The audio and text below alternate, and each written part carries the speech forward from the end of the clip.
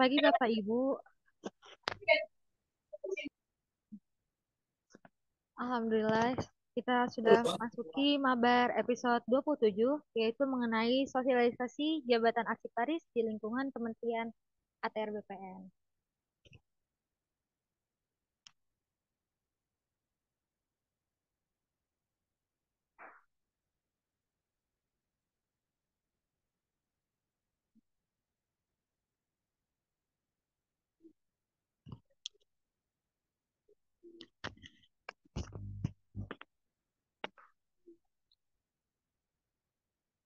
Selamat pagi Bapak Ibu, semoga hari ini diliputi kebahagiaan dan sehat selalu.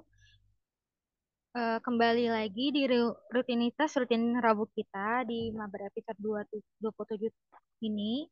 Selamat datang dan selamat bergabung kepada Ibu Yuning Tias Kusuma Dewi, SSI sebagai Kepala Subbagian Kearsipan, dan Ibu Enda Sukarni Wiryaningrum, SOS MTRAP sebagai Kepala Subbagian Tata Suratan. Sebelum kita memulai acara ini, kita mau buka opening videonya dulu.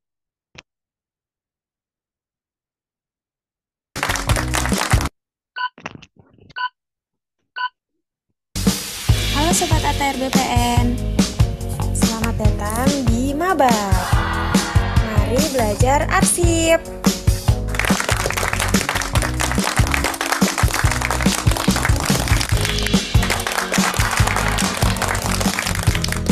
Selamat berpartisipasi dan semoga bermanfaat.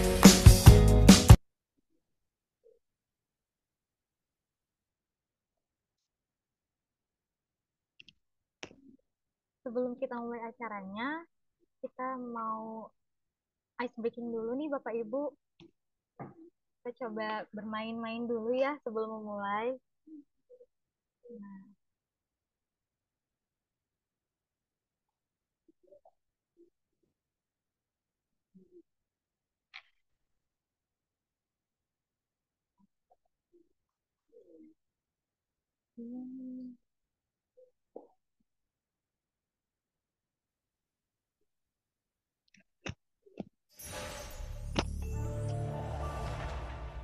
Nah, dicoba nih Bapak Ibu. Ini gambar apa sih di sini? Di sini ada jam setengah. Kira-kira gambar apa ya? Setengah jam. Coba ya, bener nggak ya setengah jam? Jam pecah setengah jam ya. Setengah jam. Coba ya Pak ya, bener nggak ya? Nih. Setengah.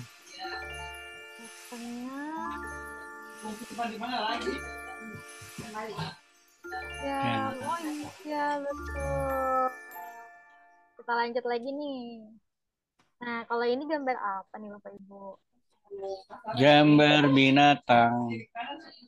Binatang, coba. Kayaknya dunia hewan. Dari B-nya salah nih, kalau dunia hewan. B. Dunia hewan. Kayak TK kita lagi nih. Ya.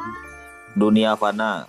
Wah, ada lagi nih dunia fana. Oke, coba kita coba. Iya, dunia fana. Yeay, masa dunia fana? Ya hancur dong. Oke, kita coba lagi nih Bapak Ibu. Ini gambar apa?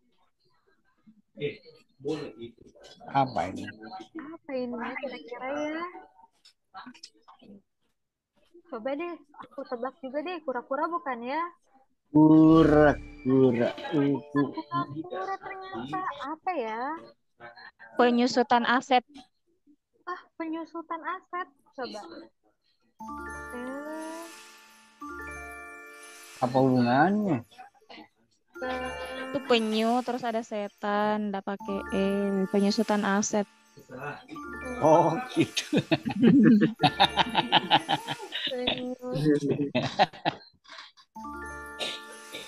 Penyu.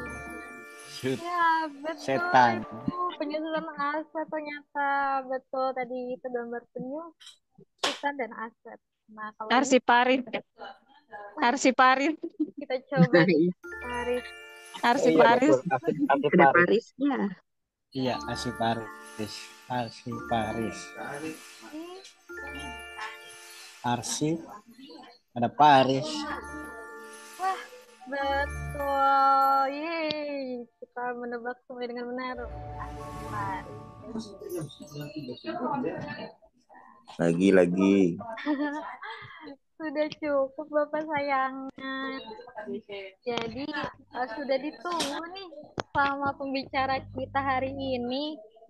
Kita kembali lagi ya ke acara inti kita yaitu yang tadi sosialisasi jabatan arsiparis.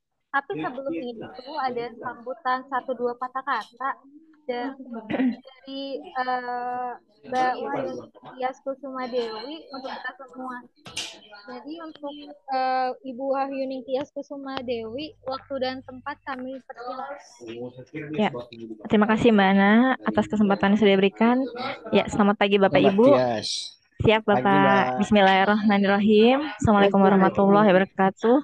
Salam sejahtera untuk kita Waalaikumsalam semua. warahmatullahi wabarakatuh. Shalom, Om Swastiastu, Namo Buddhaya, salam kebajikan. Yang saya hormati Ibu narasumber kita, Ibu Azizah SSIT, MM, CRMO, CRMP, selaku jabatannya sebagai Kabak Pengembangan Pegawai yang telah hadir di tengah-tengah kita semua untuk menyampaikan materi terkait JF Arsiparis. Izin Bu Kabak, materi hari ini lalu yang masih berkaitan dengan materi sebelumnya, Ibu, yaitu materi terkait analis jabatan JF Arsiparis yang telah disampaikan oleh Pak Mangkarima selaku Kabak Organisasi Tata Laksana. Ya, pertama-tama Bapak Ibu mohon maaf, marilah kita panjatkan puji dan syukur kehadiran Tuhan Yang Maha Kuasa, Allah Subhanahu wa taala, karena atas rahmat dan karunia-Nya kita dapat berkumpul kembali Bapak Ibu dalam acara mabar di pagi hari ini. Eh, yang tadi saya sampaikan untuk narasumber kita, jadi sebenarnya masih berkaitan Ibu Nur Aziza dengan materi minggu lalu yang terkait dengan analis jabatan. Harapan kami dengan penjelasan Ibu di pagi hari ini terkait dengan JFRC Paris, teman-teman yang ingin berpindah jabatan atau yang ingin nantinya apa yang ingin berkarir sebagai arsiparis ini menjadi tercerahkan Ibu, karena saat ini kami melihat potensi untuk arsiparis ini sudah semakin banyak disambut dengan beberapa memang jabatan yang sudah tersedia di ATR BPN sejumlah 3.352. Selanjutnya selamat melaksanakan mabar Bapak Ibu, mohon maaf karena Bu Kabak hari ini tidak dapat bergabung di tengah-tengah kita semua karena beliau dalam kondisi sakit. Semoga beliau segera diberikan kesehatan. Dan jika ada perkataan kami yang kurang berkenan di hati Bapak Ibu semua, mohon dimaafkan. Billahi taufik wal hidayah. Assalamualaikum warahmatullahi wabarakatuh. Terima kasih, Mbak Ana. Iya, sama-sama Mbak Tia. Waalaikumsalam warahmatullahi wabarakatuh. Nah, untuk selanjutnya kita ke acara inti yang akan disampaikan oleh Ibu Nur Aziza SSITMM CRMO CRMP dari Kepala Bagian Pengembangan Pegawai. Untuk waktu dan tempat kami persilahkan. Baik, terima kasih Mbak Ana. Suara saya sudah terdengar jelas ya? Jelas sekali, Ibu. Oke, Alhamdulillah, terima kasih. Assalamualaikum warahmatullahi wabarakatuh. Selamat pagi, salam sejahtera untuk kita semua. Yang saya hormati Mbak Tias, mewakili Bu Kabak ya. Bu Kabak sedang sakit ya. Kemudian teman-teman di bagian kearsipan dan para peserta Zoom mabar Mari Belajar Arsip. Alhamdulillah bertemu dengan saya ya di episode ke-27. kayak sinetron aja ya. Sinetron yang dulu Cinta Fitri itu sampai beratus-ratus episode gitu ya Bapak Ibu ya. Dan Alhamdulillah hari ini saya diberikan kesempatan, terima kasih Mbak Tias, untuk bisa berbagi informasi ya Bapak Ibu, berbagi informasi mengenai pengembangan karir di jabatan fungsional Arsiparis. Eh, saya di sini sebagai narasumber bukan berarti saya tahu segalanya ya Bapak Ibu ya, karena memang JF di kementerian kita itu sangat banyak sekali. Saya pun walaupun sudah 4 tahun duduk di bagian pengembangan, saya juga masih ada kekurangan lah mengenai beberapa informasi mengenai jabatan fungsional. Dan hari ini mudah-mudahan eh, apa yang saya pahami mengenai jabatan fungsional Arsiparis ini dapat tersampaikan dengan baik dan dapat dipahami secara positif oleh teman-teman dan akan memberikan dampak atau manfaat yang baik terhadap karir teman-teman ke depannya. Izin saya share screen dulu ya.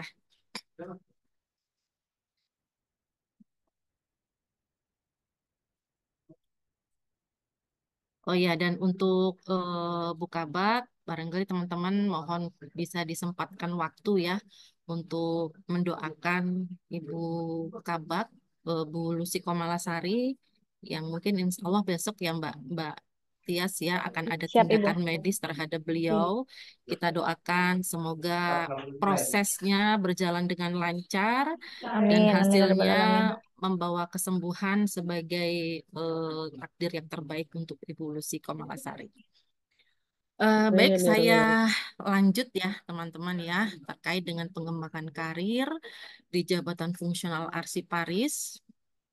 Eh, Mungkin teman-teman sudah mengetahui ya, ini sudah periode akhir ya kepemimpinan Bapak Presiden Joko Widodo yang di tahun 2019 amanat beliau di dalam pidato sambutannya ketika terpilih sebagai Presiden Republik Indonesia ada beberapa program yang beliau usung ya untuk mensukseskan kepemimpinan beliau selama menjadi Presiden Republik Indonesia.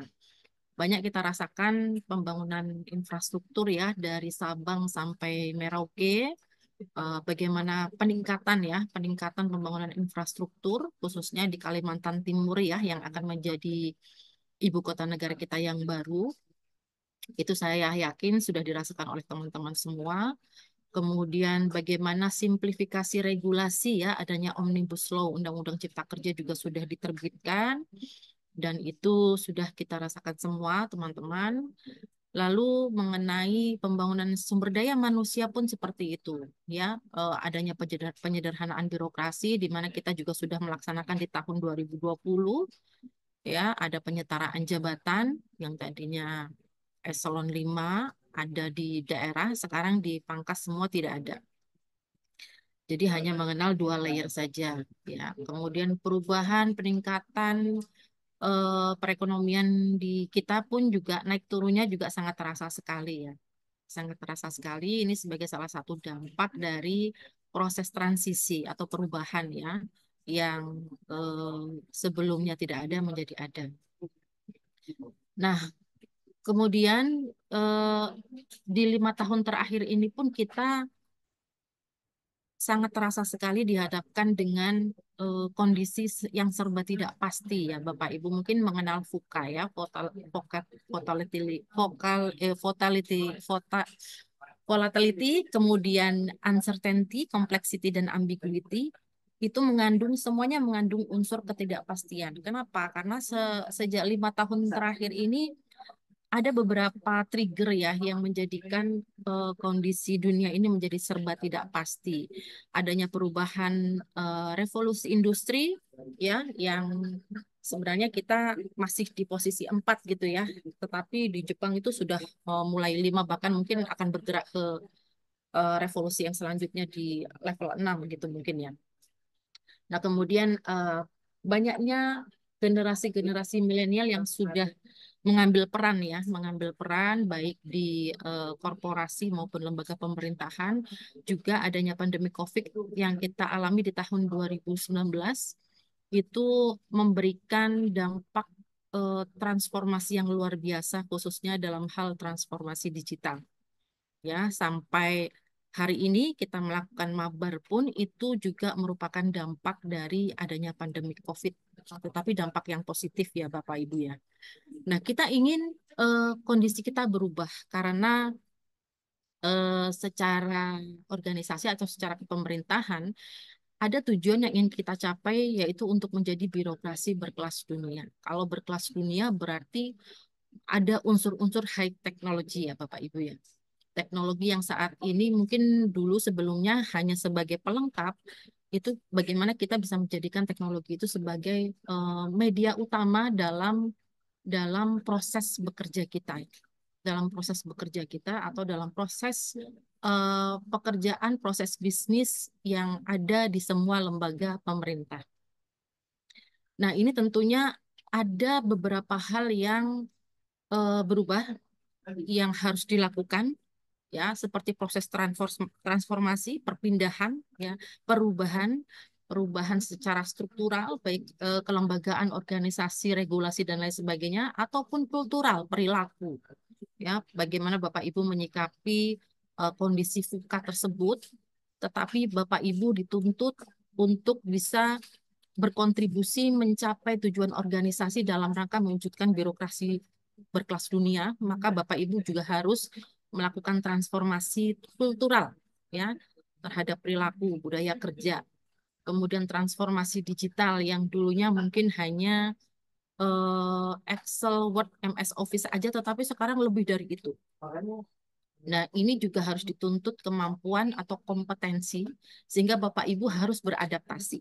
Ya, kalau Bapak Ibu tidak bisa beradaptasi, ya sudah seperti dinosaurus yang menolak adanya tuntutan perubahan ya, perubahan kondisi zaman pada saat itu. Kemudian kebijakan pun juga harus diadaptasikan dengan perubahan atau transformasi baik struktural, kultural maupun digital. Ya, contohnya yang sudah berjalan core value ASN itu merupakan salah satu penerapan adaptasi kebijakan. Ya, adaptasi kebijakan yang menuju transformasi birokrasi kelas dunia. Ya, ada core value ASN yang dijadikan sebagai acuan ya, acuan nilai perilaku oleh seluruh kementerian lembaga pemerintah ya, pemerintah. Kemudian selain kita melakukan adaptasi ya, menyesuaikan diri, kita juga bisa melakukan adopsi. Jadi mengambil me, me, mela- me- mengambil atau meniru gitu ya, meniru bagaimana sistem dan teknologi di tempat lain ya, di luar Indonesia khususnya itu bisa digunakan dan diterapkan bisa di suatu organisasi yang membawa organisasi itu menuju keberhasilan dalam mencapai tujuan. Ya, kita juga melakukan beberapa adopsi sistem dan teknologi. Nah, melihat kondisi seperti itu, arsitektur human capital itu sangat diperlukan. Bagaimana kita mendesain eh, sumber daya manusia yang berkontribusi terhadap organisasi di lembaga pemerintah itu sebagai salah satu modal yang sangat menguntungkan bagi organisasi dalam mencapai tujuan atau sasaran strategis yang sudah ditentukan. Ini saya cuplik dari paparan Menpan ya Bapak Ibu. Dalam merumuskan arsitektur human capital itu ada beberapa aspek yang harus kita perhatikan juga. Bahwa dalam satu organisasi, misalnya di kementerian kita Bapak Ibu ya, ada yang namanya organisasi dan ada yang namanya sumber daya manusia. Ya, sumber daya manusia ini Bapak Ibu semua lah. Ya. Nah, organisasi atau kementerian kita pasti memiliki ekspektasi, ya, memiliki ekspektasi karena kementerian itu kementerian kita itu ada karena diberikan amanat oleh Presiden untuk menangani bidang-bidang tertentu ya, bidang-bidang pertanahan. Sehingga harus ada beberapa hal yang dilakukan, kemudian roadmap-nya seperti apa, output-nya harus bagaimana dan seberapa besar. Pasti organisasi atau kementerian kita memiliki harapan-harapan ya terhadap sumber daya manusia yang ada di dalamnya. Ya, misalnya seperti Kementerian kita ingin Bapak Ibu atau para pegawai di Kementerian ATR BPN menghasilkan kinerja yang baik semaksimal mungkin yang bisa mendukung pencapaian tujuan organisasi atau tujuan kementerian kita yang tertuang di dalam rencana strategis kita ya.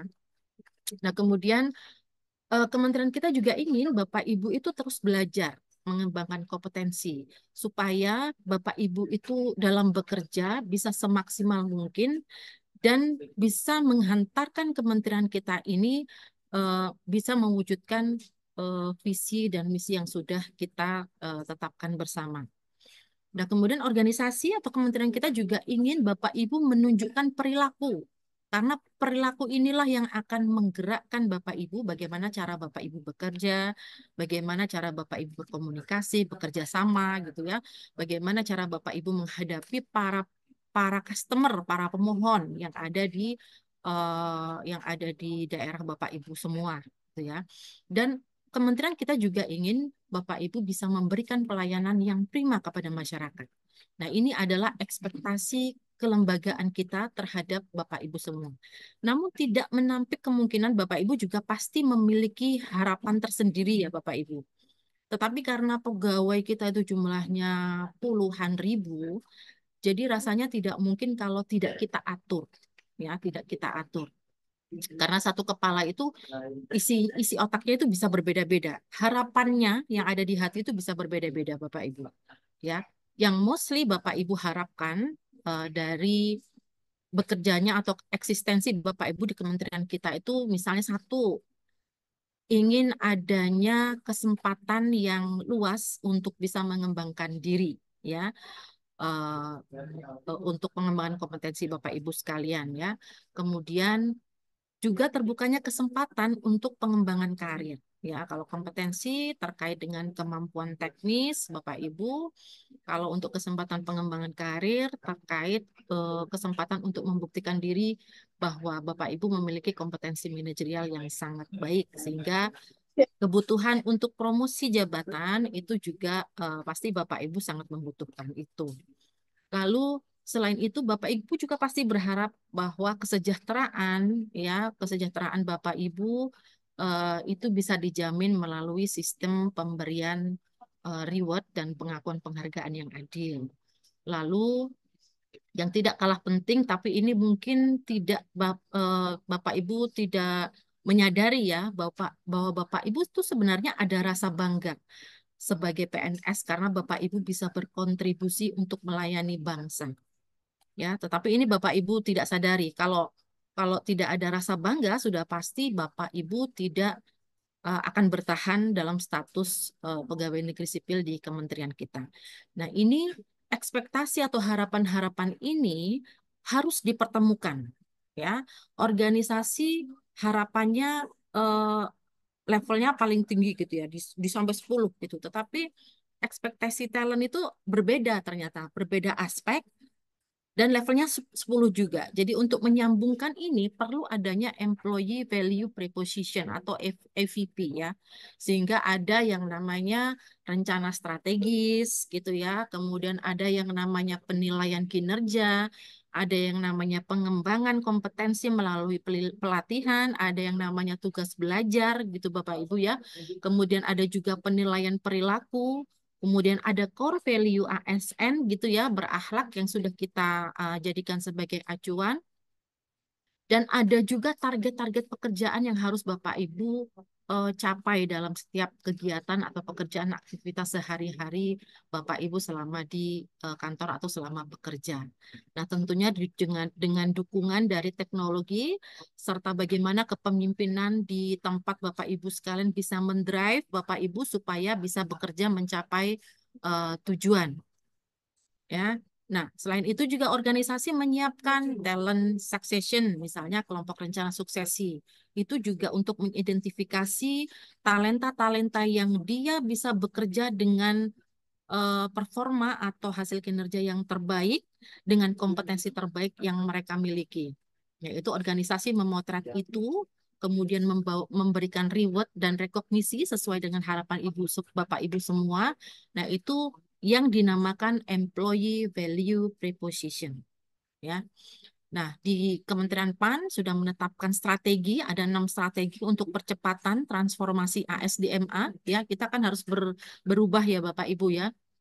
Ada 6 hal ini, yaitu penguatan budaya kerja, lalu percepatan peningkatan kapasitas SDMA, ini pengembangan kompetensinya bagaimana, peningkatan kinerja dan sistem penghargaan, lalu ada pengembangan talenta dan karir, penguatan platform teknologi dan analitik melalui SPBE, dan penataan jabatan perencanaan dan pengadaan. Nah, kemudian eh, employee value proposition itu tentunya tadi yang sudah saya sebutkan dikemas Bapak Ibu ya, dikemas dalam beberapa kelembagaan, sistem, regulasi, dan salah satunya adalah rencana strategis.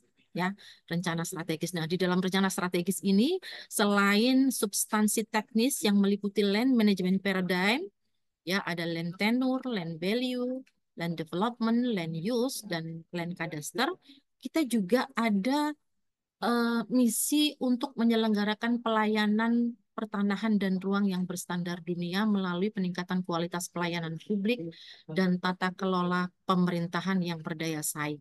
Nah, ini unsur sumber daya manusia, pengelolaan sumber daya manusia berada pada tujuan atau misi kedua dari rencana strategis kementerian kita. Nah, di mana posisi Biro Organisasi dan Kepegawaian serta Pusat Pengembangan Sumber Daya Manusia yang dibantu oleh bagian tata usaha serta sub bagian tata usaha ini juga melakukan beberapa hal yang terkait dengan pencapaian indikator kinerja utama dari sasaran strategis untuk mewujudkan tata kelola kelembagaan yang kompetitif dan berstandar pemerintahan baik, baik dari aspek manajemen operasional maupun aspek pengendalian internal. Nah, Bapak Ibu, kalau nanti membuka Renstra kembali, coba dilihat kontribusi dari sumber daya manusia ini, pengelolaan SDM ini ada di bagian mana, gitu ya. Lalu sedikit saya sampaikan mengenai jabatan ASN ya, bahwa undang-undang kita yang lama, Undang-Undang Nomor 5 Tahun 2014 ini sudah ada revisi barunya, ada peraturan barunya, yaitu Undang-Undang Nomor 20 Tahun 2023 tentang ASN. Namun undang-undang ini sampai dengan saat ini belum ada turunannya. Tetapi tidak mengapa, karena kita masih melaksanakan sesuai dengan undang-undang ini yang kita sesuaikan dengan peraturan PP 11 tahun 2017 beserta peraturan penggantinya. Yang berubah salah satunya adalah jenis jabatan Bapak Ibu. Kalau dulu di undang-undang yang lama, jabatan kita ada 3 ya. JPT, jabatan administrasi, dan jabatan fungsional. Nah, di undang-undang yang terbaru ini kita ada 2 jenis jabatan, yaitu jabatan manajerial dan jabatan non-manajerial.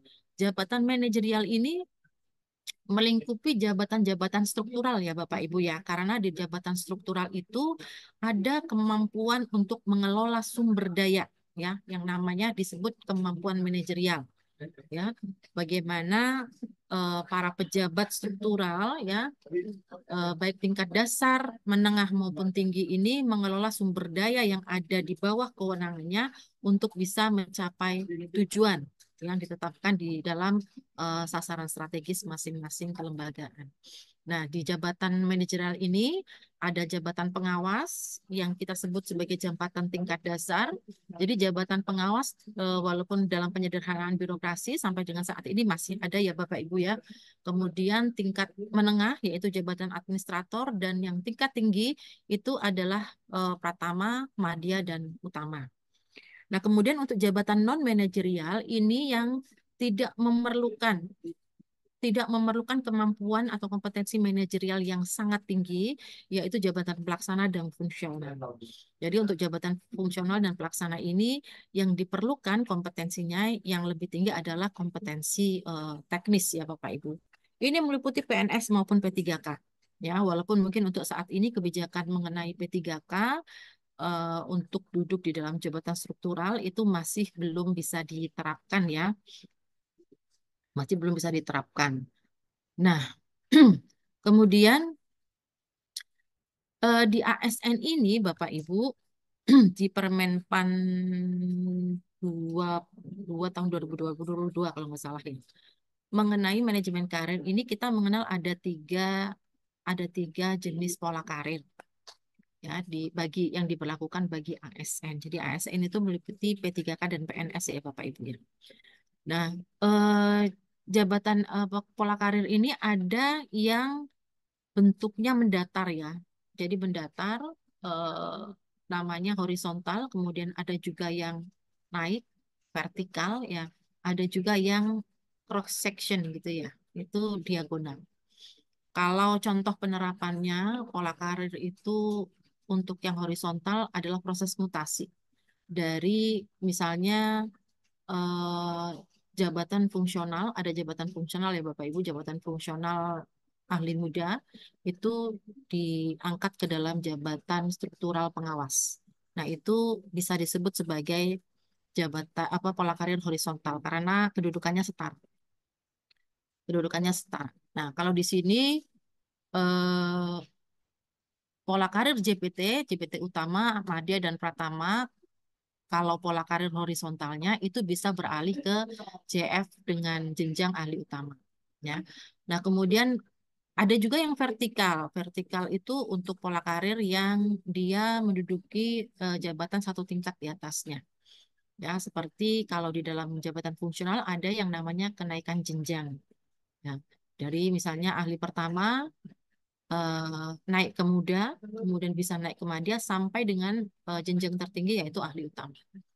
Di dalam jabatan manajerial pun seperti itu. Ada juga jabatan pengawas, kemudian promosi atau naik jabatan ke administrator, lalu naik jabatan lagi ke pratama, madya bahkan sampai dengan utama. Ya.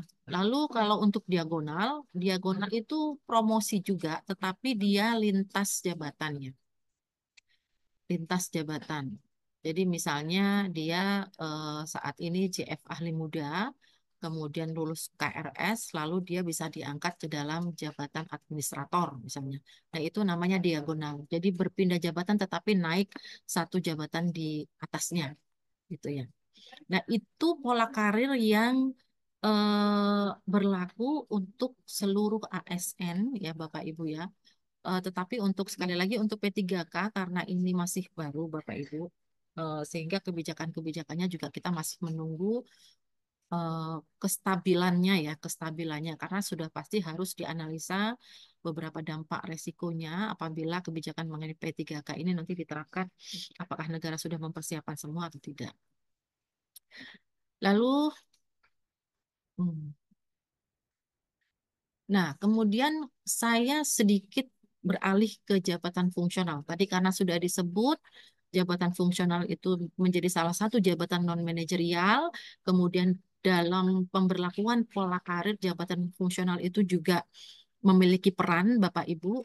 Nah, di kementerian kita ini ada sekitar 30 Bapak Ibu, 30 jabatan fungsional eh, yang dapat digunakan ya sebagai nama jabatan dari seluruh pegawai di kementerian kita.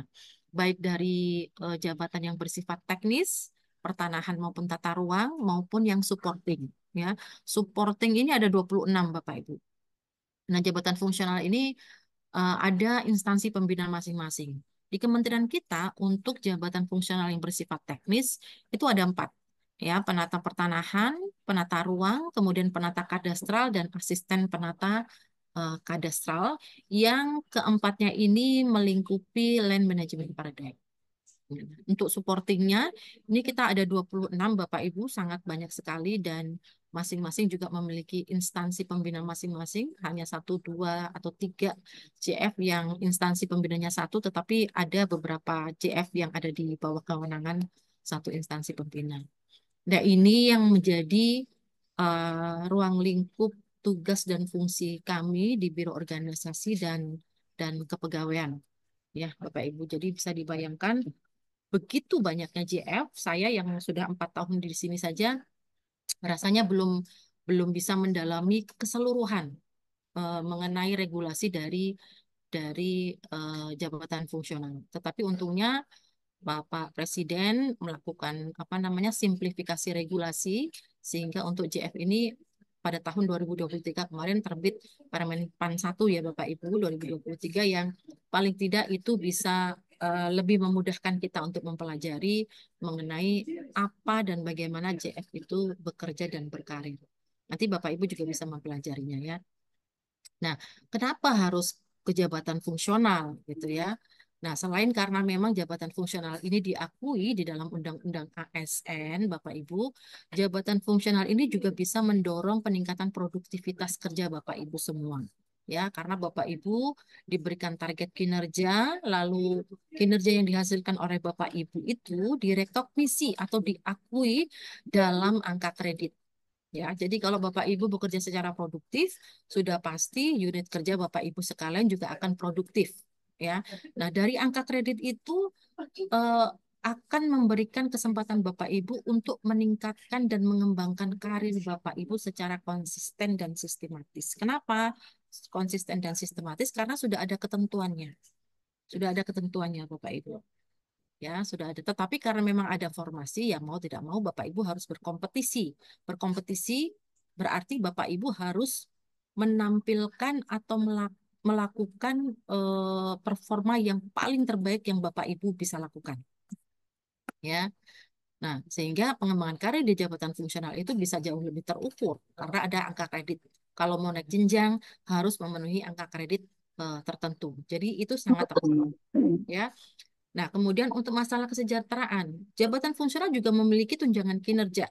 Ya, tunjangan kinerja minimal sama ya, minimal tunjangannya sama dengan jabatan yang lain atau ada juga yang lebih tinggi dari jabatan yang setara. Ya. Nah, ini untuk yang lebih tinggi dari jabatan setara mungkin tidak semua JF ya. Misalnya kalau ahli muda biasanya 10 nih. Tapi untuk arsiparis nanti berbeda. Ya. Tetapi tidak lebih rendah dari jabatan pengawas yang setara dengan jenjang ahli muda. Nah, dari sisi kesejahteraan juga jabatan fungsional sangat menjanjikan juga ya Bapak Ibu ya dan sangat menarik lah. Nah, apa saja kebijakan yang diberlakukan yang mungkin Bapak Ibu perlu pelajari ya, perlu pelajari terkait dengan jabatan fungsional. Jadi Bapak Ibu namanya ketentuan dasar hukum ini adalah menjadi salah satu pegangan Bapak Ibu semua ya, supaya Bapak Ibu ketika ketika lack of information, kekurangan informasi, paling tidak ketentuan-ketentuan yang ada itu Bapak Ibu bisa pelajari untuk bisa menambah wawasan Bapak Ibu semua. Kecuali sudah membaca peraturan, Bapak Ibu masih kurang penjelasan. Nah, banyak akses yang Bapak Ibu bisa lakukan untuk bisa mendapatkan informasi-informasi tambahan sesuai dengan Bapak Ibu inginkan. Undang-Undang ASN tadi sudah saya jelaskan, nanti Bapak Ibu bisa download, cari di Google yang terbaru seperti apa. Walaupun kebijakannya masih makro, tapi paling tidak kita sudah ada gambaran ya, mengenai pengelolaan ASN ke depan nanti seperti apa. Kemudian PP 11 masih kita jadikan sebagai acuan dalam pengelolaan PNS, SDM ya, pengelolaan SDM di lembaga pemerintah.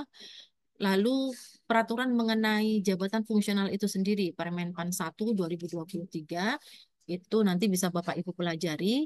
Kalau Bapak Ibu lebih ingin mendalami mengenai angka kredit, kenaikan pangkat dan jenjangnya, itu Bapak Ibu bisa pelajari juga peraturan Kepala BKN nomor 3 tahun 2023. Dan terkhusus untuk jabatan fungsional arsiparis, karena sekarang kita mabar ya, belajar arsip, maka Bapak Ibu bisa mempelajari ya ketentuan Permenpan nomor 48 tahun 2014, Junto 13 2016, lalu mengenai bagaimana pelaksanaan tugas jabatan fungsional arsiparis sendiri di Perka Anri 4 2017 serta standar kompetensi jabatan fungsional arsiparis itu seperti apa, Bapak Ibu bisa pelajari keputusan Menpan nomor 10 tahun 2022. Nah, ini paling tidak Bapak Ibu khususnya mungkin yang belum apa namanya belum punya jabatan fungsional ya arsiparis, kalau mau pindah gitu misalnya Bapak Ibu pelajari ini saja. Mungkin pada saat nanti uji kompetensi materi-materi yang ada di peraturan ini yang akan keluar juga gitu ya.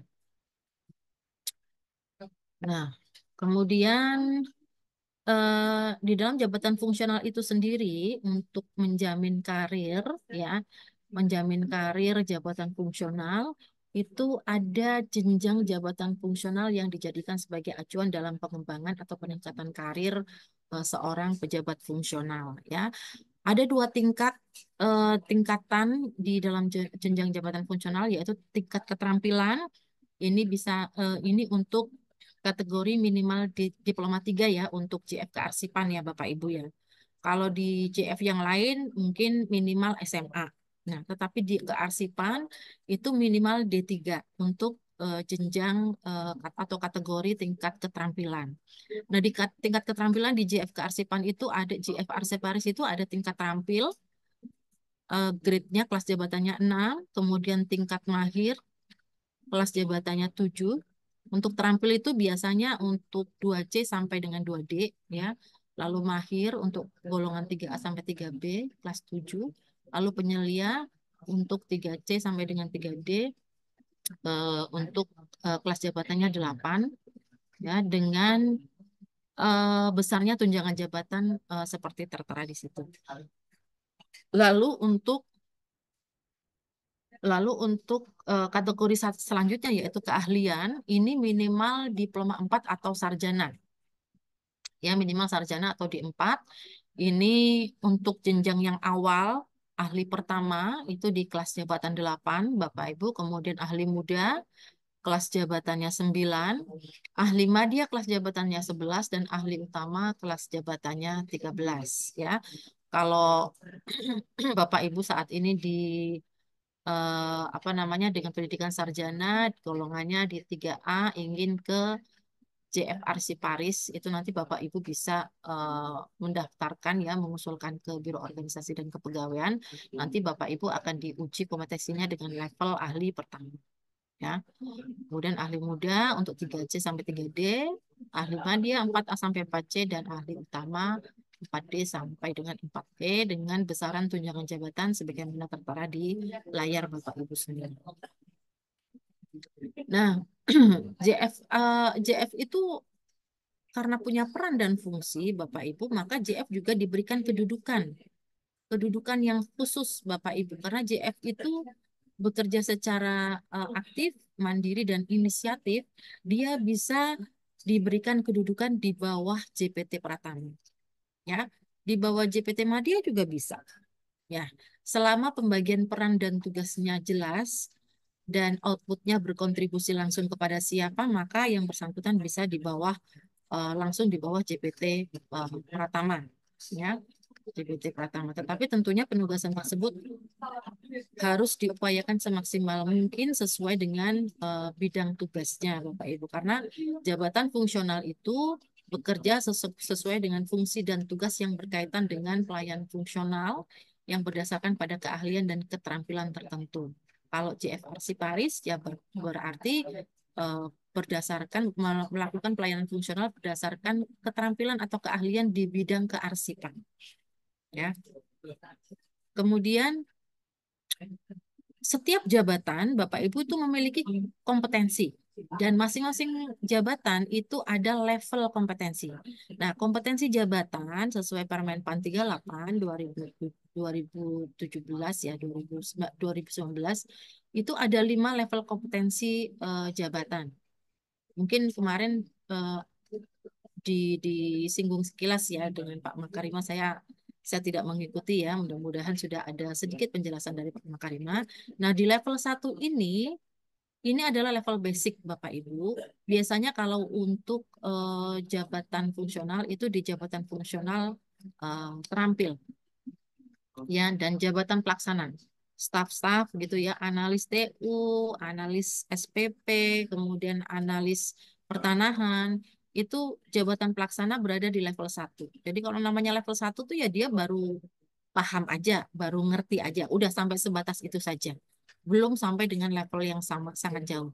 Nah, kalau kita sudah beralih lagi ke level yang di atasnya, di level 2, ini diberlakukan untuk level 2 ini untuk jabatan pengawas dan jabatan fungsional untuk ahli pertama, jabatan fungsional untuk tingkat keterampilan yaitu mahir dan terampil. ya. Nah, kemudian kalau untuk level 2 ini berarti dia tidak hanya memahami gitu ya, tapi dia sudah bisa melakukan sesuatu berdasarkan pedoman yang dia pahami tersebut, ya. Jadi setelah paham, maka dia melakukan sesuai dengan pedoman, ya. Tetapi masih harus diberikan bimbingan-bimbingan. Nah, kemudian setelah level 2 naik lagi ke level 3 intermediate. Ini level 3 ini berlaku untuk jabatan administrator, ya. Untuk jabatan fungsional berlaku bagi JF ahli muda untuk tingkat keahlian, dan untuk tingkat keterampilan berlaku bagi JF penyelian. Nah, jabatan administrator ini apa namanya, malah lebih rendah ya Bapak Ibu ya daripada JF ahli muda. Padahal ahli muda ini setara dengan jabatan pengawas.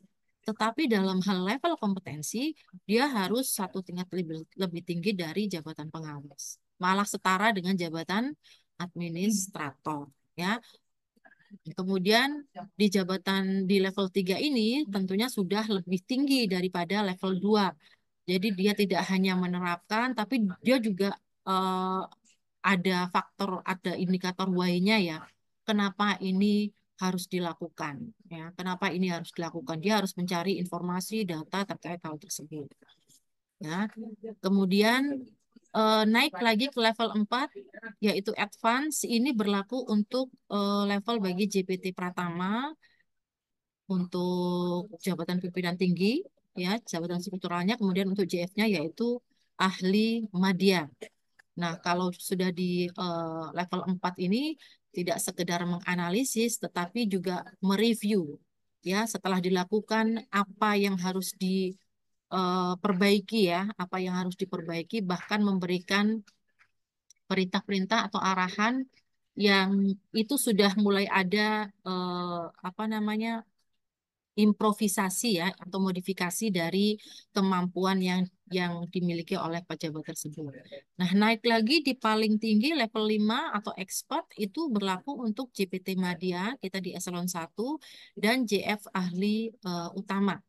Ini di level 5. Jadi kemampuannya sudah lebih dari level 4, tidak hanya sekedar memperbaiki tetapi juga mengembangkan, memunculkan suatu teori yang baru gitu ya, atau ada inovasi-inovasi baru. Jadi dia menggabungkan beberapa data-data yang dia miliki dari proses analisis evaluasi, kemudian dia menciptakan satu sistem baru, inovasi baru, atau teori kajian kebijakan yang baru. Itu untuk level expert. Nah, ini level kompetensi ini Bapak Ibu digunakan oleh teman-teman PPSDM dalam melakukan penilaian kompetensi Bapak Ibu sekalian.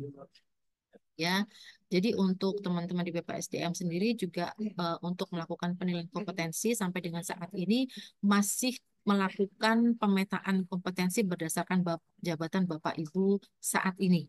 Ya, mudah-mudahan ke depan nanti eh, lebih advance lagi, tidak hanya melakukan pemetaan kompetensi, tetapi juga tujuannya untuk pengisian jabatan. Kalau tujuan pengisian jabatan berarti yang dipetakan adalah satu jabatan atau satu level kompetensi yang satu tingkat lebih tinggi, ya, satu tingkat lebih tinggi dari jabatan yang saat ini. Nah, kemudian JF ini, Bapak Ibu, bagaimana caranya untuk berkarir ke JF? Ya, ada beberapa cara Bapak Ibu, tetapi juga itu harus dilihat kriteria dan kondisinya. Ya, ada pengangkatan pertama ya dari CPNS. Kalau Bapak Ibu kan sekarang nggak mungkin ya, yang ikut pasti sudah PNS semua. Nah, sehingga pengangkatan pertama mungkin nanti tidak akan saya bahas lebih lanjut. Kemudian ada penyesuaian atau impasing ya. Ini berlaku untuk JF yang baru. Nah, JF Arsiparis ini bukan JF baru Bapak Ibu. Ya, sudah JF lama sehingga mekanisme penyesuaian untuk perpindahan jabatan itu saya tidak akan fokus bahas di sini juga. Kemudian promosi, promosi ini pengangkatan dari yang saya bilang tadi untuk pola karir diagonal dari struktural atau pelaksana ya ke JF yang satu jenjang atau satu tingkat lebih tinggi. Nah, tetapi ini eh, membutuhkan ketentuan khusus Bapak Ibu karena tidak sembarang orang bisa melakukan promosi. Nah, ketentuan kita ini nanti mungkin kita masih menggunakan ketentuan Permenpan, tetapi mungkin pimpinan membutuhkan ketentuan yang lebih khusus ya yang disesuaikan dengan kebutuhan yang ada di kementerian kita. Nah, ini promosi tidak akan saya bahas lebih lanjut, tetapi saya akan memfokuskan pada pembahasan mengenai perpindahan mekanisme melalui perpindahan jabatan ya, yaitu perpindahan antar kelompok JF maupun antar kelompok jabatan ya, dari JPT maupun jabatan administrator, jabatan pengawas maupun jabatan pelaksana. Nah, mengenai arsiparis ini sendiri, Bapak Ibu, tadi di dasar hukum sudah saya sampaikan, salah satunya yaitu Perka Andri nomor 4 2017. Ada, kalau saya baca nih, saya tidak mendalam secara menyeluruh ya Bapak Ibu, ini mungkin sudah Bapak Ibu pelajari di episode-episode sebelumnya. Ini nanti yang akan menjadi acuan Bapak Ibu untuk melaksanakan uji kompetensi. Jadi biasanya lembaga atau instansi pembina melakukan uji kompetensi, ada pemberian soal-soal Bapak Ibu, soal-soal tertulis itu sebenarnya tidak jauh dari substansi yang ada di Perka Andri 4 2017 ya. Ada pengelolaan arsip dinamis, arsip statis, pembinaan kearsipan dan pengelolaan penyajian arsip menjadi informasi. Nah, kelembagaannya pun ada unit pengolah, unit kearsipan, dan lembaga kearsipan yang kewenangan lingkup tugasnya juga berbeda-beda. Kalau untuk lembaga kearsipan, ini adalah ANRI ya, sehingga semua lingkup arsiparis yang ini meliputi PAD, PAS, Pembinaan Kearsipan, dan PAPAM ini semua menjadi ruang lingkup tugas kewenangan dari lembaga kearsipan. Untuk unit kearsipan dan unit pengolah di masing-masing lembaga yang menciptakan arsip ini hanya pada lingkup tugas PAD, PAS dan PAPAM. PAD, kemudian pembinaan kearsipan dan PAPAM saja. Nah, kemudian untuk pengangkatan dalam jabatan fungsional melalui perpindahan jabatan seperti yang saya sampaikan tadi, ada dua jenis Bapak Ibu ya. Jadi pindah dari jabatan fungsional lain ke JF Arsiparis. Misalnya Bapak Ibu sekarang memiliki JF ASDMA gitu ya. Tetapi dalam keseharian ternyata Bapak Ibu melaksanakan tugas sebagai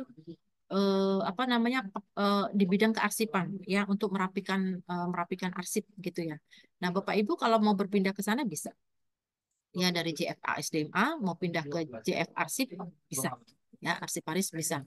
Nah, tetapi harus ada beberapa hal yang diperhatikan Bapak Ibu, yaitu wajib memperhatikan kesesuaian kualifikasi kompetensi dan pengalaman bidang tugas dan kebutuhan organisasi. Jadi kalau misalnya kebutuhan JF Arsiparis di unit kerja Bapak Ibu sekalian ternyata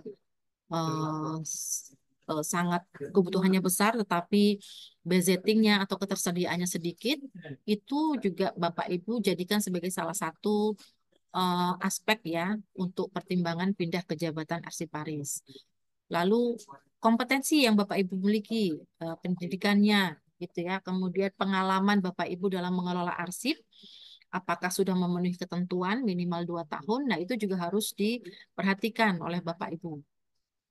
Nah, kemudian perpindahan JF ya, karena ini perpindahan dari jabatan fungsional 1 ke jabatan arsiparis, maka jika Bapak Ibu merupakan JF ASDMA ahli pertama, nanti akan dilakukan uji kompetensi ya untuk dipindahkan ke JF Arsiparis ahli pertama juga ya. Nah, usianya paling tinggi adalah 1 tahun sebelum BUP jabatan yang akan diduduki. Misalnya JF Arsiparis ahli pertama itu kan BUP-nya 58 ya Bapak Ibu.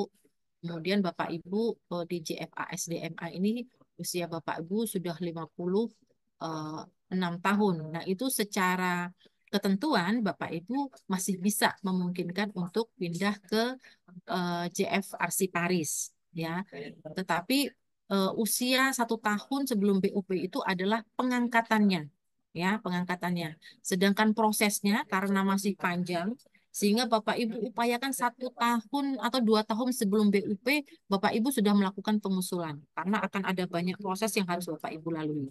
Dari proses verifikasi di Kanwil, proses verifikasi di Biro Orkot, kemudian apa namanya verifikasi di instansi pembina, lalu pemanggilan ujian kompetensi yang mungkin jadwalnya tidak sewaktu-waktu Bapak Ibu. Jadwalnya itu bisa bisa jadi ada yang 1 tahun sekali, setahun 2 kali, tergantung dari keleluasaan dari instansi pembina ya. Nah, sehingga proses inilah yang kita ingin 1 tahun sebelumnya Bapak Ibu sudah harus mengusulkan itu sebelum Bapak Ibu diangkat. Ya.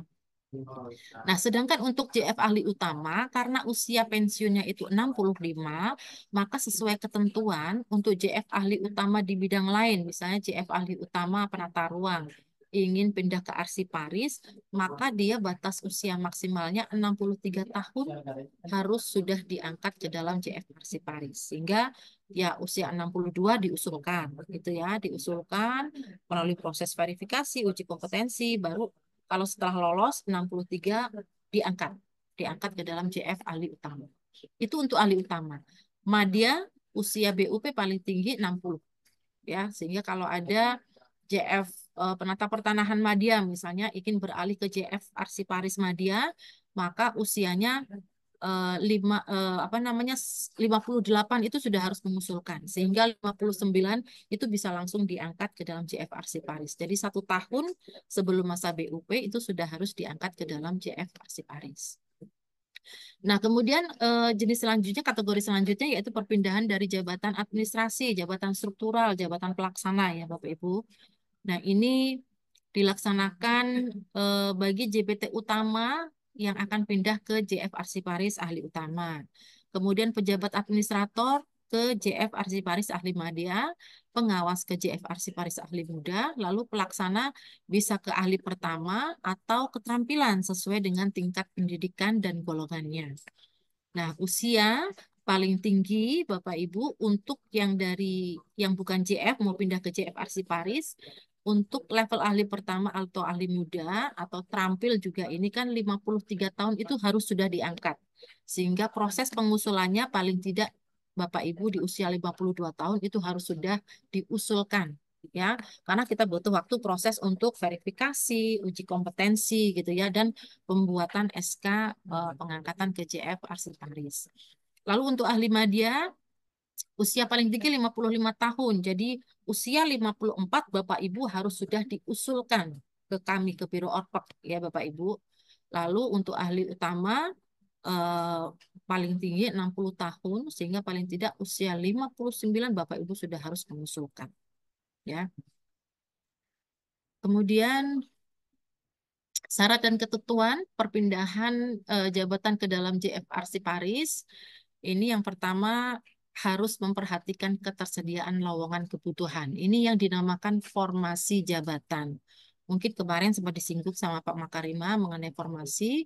Nah, ini yang dijadikan sebagai dasar kebutuhan sesuai dengan volume atau beban kerja mengenai pengelolaan arsip di unit kerja Bapak Ibu sekalian ada berapa, itu yang ditetapkan oleh Menpan sebagai formasi kebutuhan JF Arsiparis. Ya, kemudian status pasti harus PNS, integritas, moralitas juga harus baik ya, karena ini peningkatan karirnya pasti dan terukur Bapak Ibu. Lalu sehat jasmani dan rohani. Ya, sehat jasmani dan rohani. Karena kalau tidak sehat jasmani dan rohani tidak bisa berkinerja, maka Bapak Ibu tidak bisa mencapai predikat kinerja sesuai dengan ekspektasi pimpinan. Kalau tidak mencapai predikat kinerja, berarti angka kredit yang akan terkumpul tidak akan bisa mempercepat peningkatan kenaikan pangkat Bapak Ibu semua. Ya. Nah, kemudian berijazah diploma 3 minimal untuk keterampilan, sarjana atau diploma 4 minimal untuk keahlian, bidang kearsipan atau bidang ilmu lain yang ditentukan oleh instansi pembina di dalam standar kompetensi jabatan fungsional arsiparis.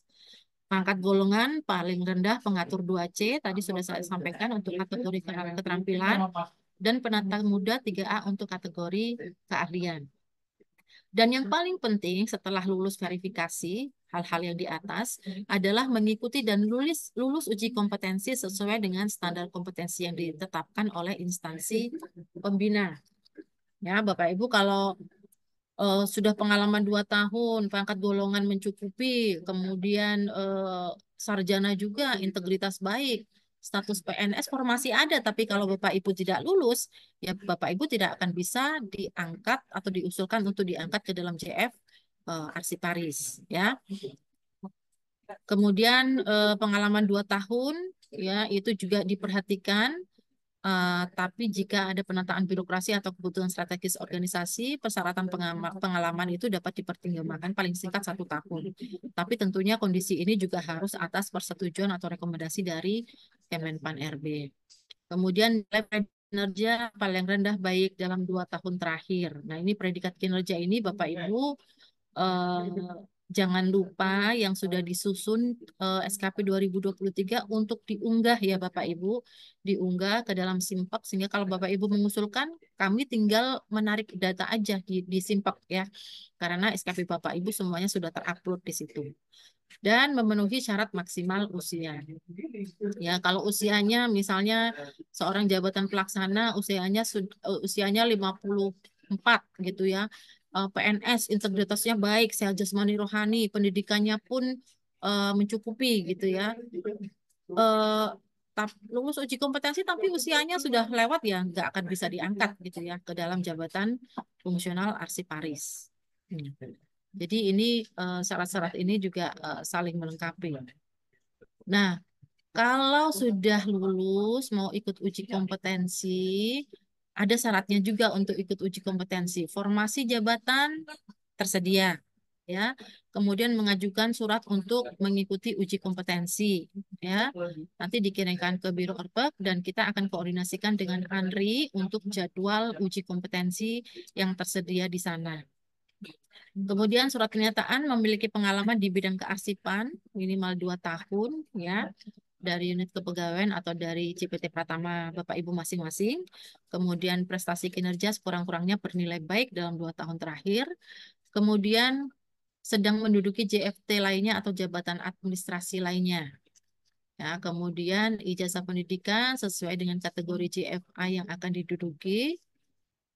Dan memiliki STTPP Diklat Pengangkatan Arsiparis bagi arsiparis berijazah bidang ilmu lain. Jadi kayak semacam ada matrikulasinya ya Bapak Ibu ya. Kalau misalnya memang Bapak Ibu pengalamannya 2 tahun, tetapi Bapak Ibu berijazah di luar dari standar kompetensi jabatan arsiparis, Bapak Ibu bisa mengikuti diklat terlebih dahulu. Nah, ini saya sudah sampaikan website untuk layanan diklat kearsipan dari Andri, Bapak Ibu bisa akses di situ. Di situ tersedia informasi jadwal pelatihan dan nama-nama pelatihan yang mungkin Bapak Ibu bisa ikuti ya.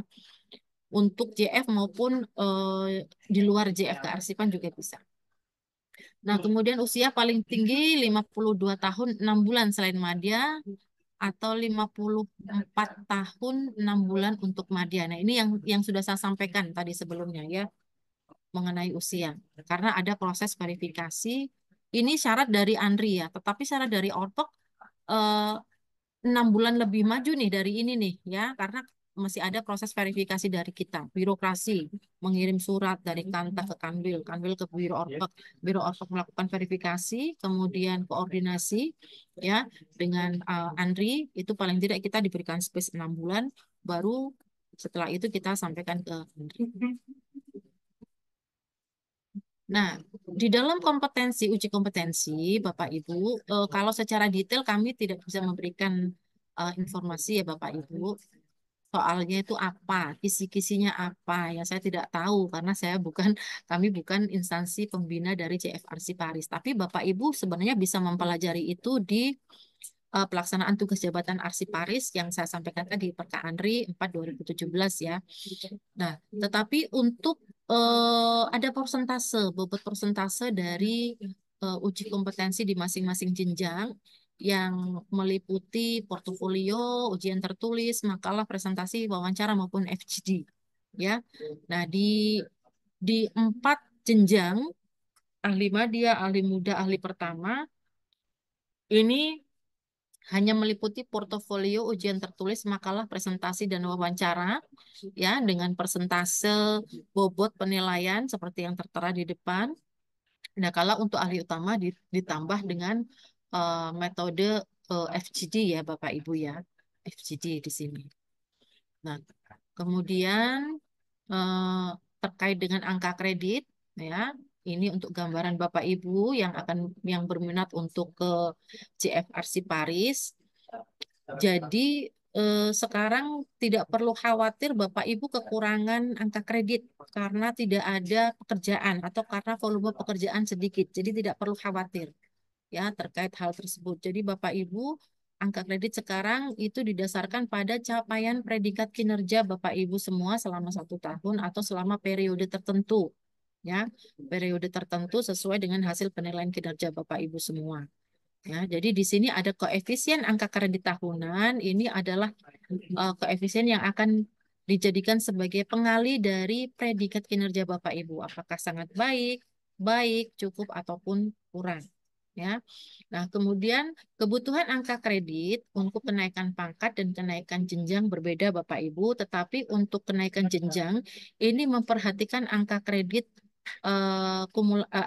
kumulatif yang Bapak Ibu hasilkan ya selama Bapak Ibu mengajukan penetapan angka kredit ya ke atasan langsungnya. Jadi misalnya Bapak Ibu ketika posisi di ahli pertama 3A, gitu ya, 3A, kalau Bapak Ibu mau naik pangkat ke 3B, Bapak Ibu harus mengumpulkan angka kredit sebesar 50. Ya. Nah, sementara untuk predikat kinerja yang Bapak Ibu kemungkinan bisa capai sangat baik. Kalau baik itu nanti koefisiennya 12,5 Bapak Ibu. Tapi kalau Bapak Ibu bisa mencapai sangat baik, maka koefisiennya bisa 150% dari 12,5. Ya, dari 12,5. Nah, ini kemungkinan Bapak Ibu bisa mencapai kurang lebih paling cepat 3 tahun untuk bisa naik pangkat ya. Naik pangkat ke pangkat yang satu pangkat lebih tinggi ya dari yang sebelumnya. Nah, kemudian kalau naik jenjang, misalnya Bapak Ibu sudah di 3B, pengen ke 3C, maka Bapak Ibu harus mengumpulkan angka kredit sebesar 100. Nah, 100 ini bisa diakumulasi dari angka kredit yang Bapak Ibu telah hasilkan ya selama periode pelaksanaan tugas Bapak Ibu pada saat Bapak Ibu di pangkat 3A dan 3B. Nah, ini nanti diakumulasikan jika sampai mencapai 100, minimal 100, maka Bapak Ibu bisa diajukan untuk usulan kenaikan jenjang. Dan untuk naik jenjang pun Bapak Ibu harus melakukan uji kompetensi Bapak Ibu ya. Uji kompetensi itu meliputi uji kompetensi teknis, manajerial, dan sosial kultural. Dengan instrumen uji kompetensi berada pada level jenjang jabatan yang akan dituju. Ya, tadi kan ahli Buddha level kompetensinya itu 3 ya Bapak Ibu, sehingga Bapak Ibu nanti akan diuji dengan instrumen uji kompetensi di level 3. Di level 3. Nah, ini kira-kira cara membaca tabel yang Bapak Ibu bisa pelajari gitu ya.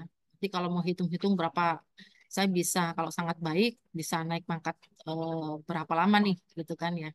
Dan ini pastinya bisa lebih cepat daripada kenaikan pangkat reguler selama Bapak Ibu berkinerja dengan sangat baik. Nah, ketentuan umum terhadap pemberian angka kredit perpindahan ke dalam JF ini ada beberapa hal yang perlu kami sampaikan. Untuk jabatan administrasi, nanti ketika Bapak Ibu mau pindah ke jabatan dari jabatan administrasi ke jabatan fungsional, Bapak Ibu nanti akan diberikan angka kredit. Jadi ada modal angka kredit. Ya, angka kreditnya yaitu dari konversi predikat kinerja Bapak Ibu sekalian ditambah dengan angka kredit dasar. Nah, angka kredit dasar ini seperti tertera pada tabel di sebelahnya, tergantung dari pangkat golongan Bapak Ibu sekalian. Kalau pangkat golongan Bapak Ibu 3D, maka angka kredit dasar Bapak Ibu diberikan sebesar 100 ya, ditambahkan dengan hasil konversi predikat kinerja Bapak Ibu sekalian selama menjadi pejabat administrasi ya. Nah, kemudian apabila ada pejabat administrasi dengan pangkat tertinggi dalam jabatannya dan masa kepangkatan yang lebih dari 3 tahun, maka angka kredit yang akan diberikan adalah konversi predikat kinerja Bapak Ibu sekalian selama 3 tahun plus angka kredit dasar. Ya. Tapi kalau dengan jabatan administrasi dengan pangkat dan golongan yang tidak sesuai dengan jabatannya, misalnya pelaksana tapi golongannya 4A. Itu kan sebenarnya tidak sesuai dengan jabatannya ya Bapak Ibu. Harusnya 4A itu di Madya, tetapi karena dia pelaksana, tapi golongannya 4A, maka angka kredit yang akan diberikan nanti sesuai dengan angka kredit yang ada di tabel perpindahan antar kelompok jabatan pangkat yang tidak sesuai jenjang. Nah, ini ada di uh, Permenpan 1 ya, 2023 ya. Jadi misalnya ada pelaksana, tetapi dia golongan 4A, maka nanti dia akan diberikan angka kredit dasar sebesar 100. Ya, sebesar 100. Nah, kemudian jabatan fungsional ke jabatan fungsional yang lain, termasuk keterampilan ke keahlian, maka dia diberikan angka kredit sesuai dengan angka kredit pada jabatan fungsional sebelumnya. Jadi misalnya Bapak Ibu sekarang di JFA SDMA dengan angka kredit sebesar 50 dan mau pindah ke JFR Siparis, ikut uji kompetensi, lulus, formasi ada, tersedia, usia memenuhi syarat, maka Bapak Ibu kemudian diangkat. Nah, angka kredit yang diberikan ya sebesar 50 sesuai dengan angka kredit sebelumnya yang Bapak Ibu miliki ya di apa namanya? Di jenjang terakhir Bapak Ibu sebagai jabatan fungsional sebelumnya. Angka kredit perpindahan dari jabatan administrasi, ini angka kredit dasar dihitung dan ditetapkan berdasarkan konversi predikat kinerja pada golongan ruang terakhir yang dimiliki dan ditambah dengan angka kredit dasar pada jenjang jabatan fungsional yang akan diduduki. Nah, jika diangkat dalam JFR Siparis melalui perpindahan dari jabatan administrasi, memiliki pangkat golongan ruang di atas golongan ruang jenjang jabatannya dapat dipertimbangkan kenaikan jenjang jabatan fungsional setingkat lebih tinggi paling singkat setelah 1 tahun menduduki jabatannya. Jadi Bapak Ibu kalau misalnya apa namanya selesai tugas belajar, kemudian apa namanya yang tadinya eselon 4 selesai tugas belajar menjadi pelaksana, kemudian Bapak Ibu diangkat ke dalam JF, memiliki JF-nya JF pertama, maka Bapak Ibu akan diberikan modal angka kredit gitu ya dengan angka kredit dasar dan Bapak Ibu bisa diberikan kesempatan 1 tahun apabila angka kredit memenuhi untuk naik jenjang ke golongan ahli muda ya. Jadi seperti itu. Nah, saat ini Bapak Ibu, formasi jabatan fungsional arsiparis, kita secara total ada 3.352. Jadi, rekomendasi ANRI itu sudah disetujui semua oleh Menpar RB, tetapi jumlah pejabat saat ini baru 47. Jadi, baru 1%-nya Bapak Ibu. Jadi, sangat memungkinkan sekali Bapak Ibu kalau mau berkarir, cuma memang harus dilihat dulu formasinya, kemudian formasi secara jumlah maupun formasi secara lokasi ya Bapak Ibu ya. Nanti Bapak Ibu kalau mau informasi secara detail bisa menghubungi kami di organisasi dan kepegawaian ya untuk kemungkinan bisa beralih ke JFR Siparis di unit kerja asal atau harus pindah ke unit kerja yang lain.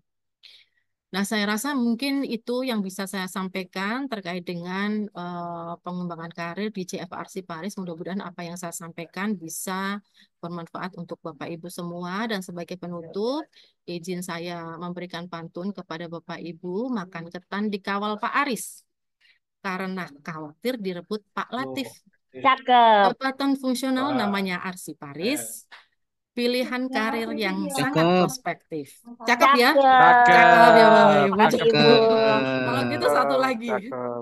Maju tak tentar, tak boleh nangis.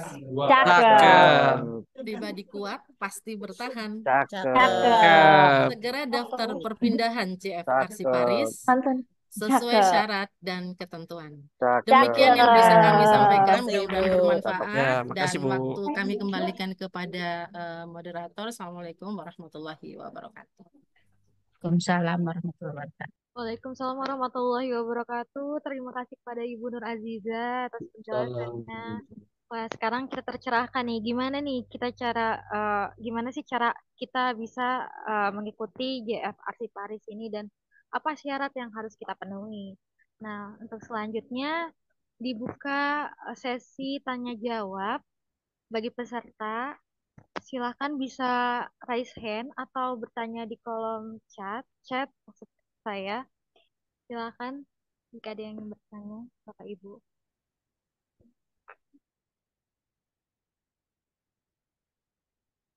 Ayo Bapak Ibu. Ya, silakan Untuk Kalau Bapak mau bertanya, Zainuddin, ya,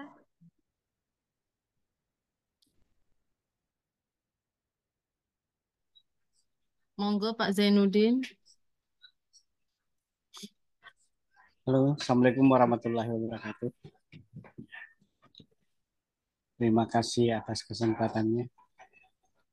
Eh, saya sementara ini analis TU di Kanta Buol, Provinsi Sulawesi Tengah. Eh, Pernah kita mengusulkan untuk ASI Paris dan berkasnya sudah diajukan kayaknya tahun lalu itu. Karena ada penawaran makanya kita coba usulkan tapi sampai sekarang belum ada Belum ada kelanjutannya. kabar ya Pak ya? Iya, Iya, satu. iya. Oke. Kemudian saya golongan 3D, kemudian mau pindah ke ASI Paris. Tadi penjelasannya ada saya belum begitu jelas. Ada angka kredit 100 untuk golongan 3D yang sarjana. Iya. Kemudian eh, karena masih status pelaksana, dia dia harus masuk di usulan kemana ini Mbak? Nanti. Mm, Ya mm. itu. Assalamualaikum warahmatullahi wabarakatuh. Oke, makasih Pak Zainuddin. Ada lagi yang lain?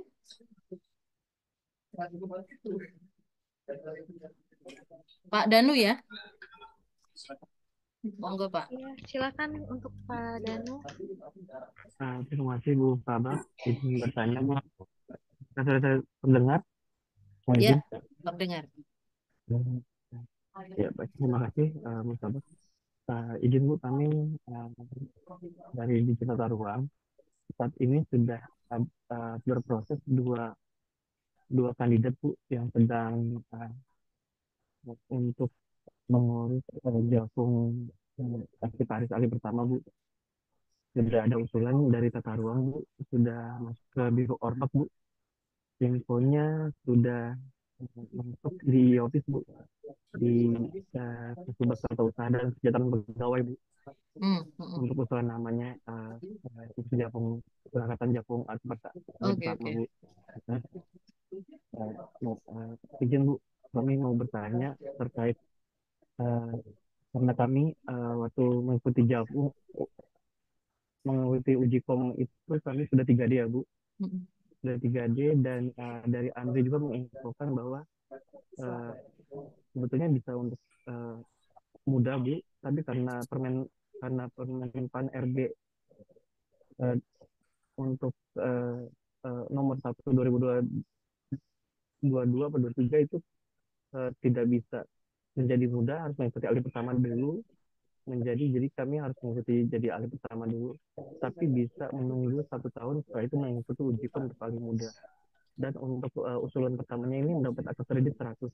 Apakah setelah 1 tahun ini bisa mengikuti uji kom untuk alih muda ya Bu? Nah, dan untuk yang ketiga Bu, apakah ini Bu, ini terkait formasi ya Bu? Babak izin apabila di luar konteks terkait Jakung, formasinya kami lihat kan memang untuk kali aktifasi itu kan cukup banyak ya Bu, 476, tetapi hanya sedikit yang baru mencoba. Nah, sedangkan info dari teman-teman di pusat juga banyak JF umum ya Bu, yang ingin beralih menjadi JFT, tetapi tidak bisa masuk karena untuk hari pertama Paris Paris itu masih terbatas.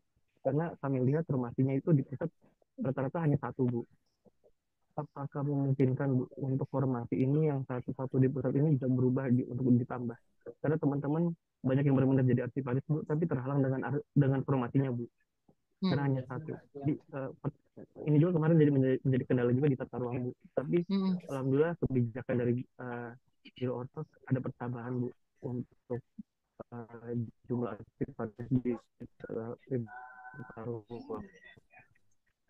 Apakah ke depan Bu bisa ada penyesuaian pusat bisa menjadi JFT dengan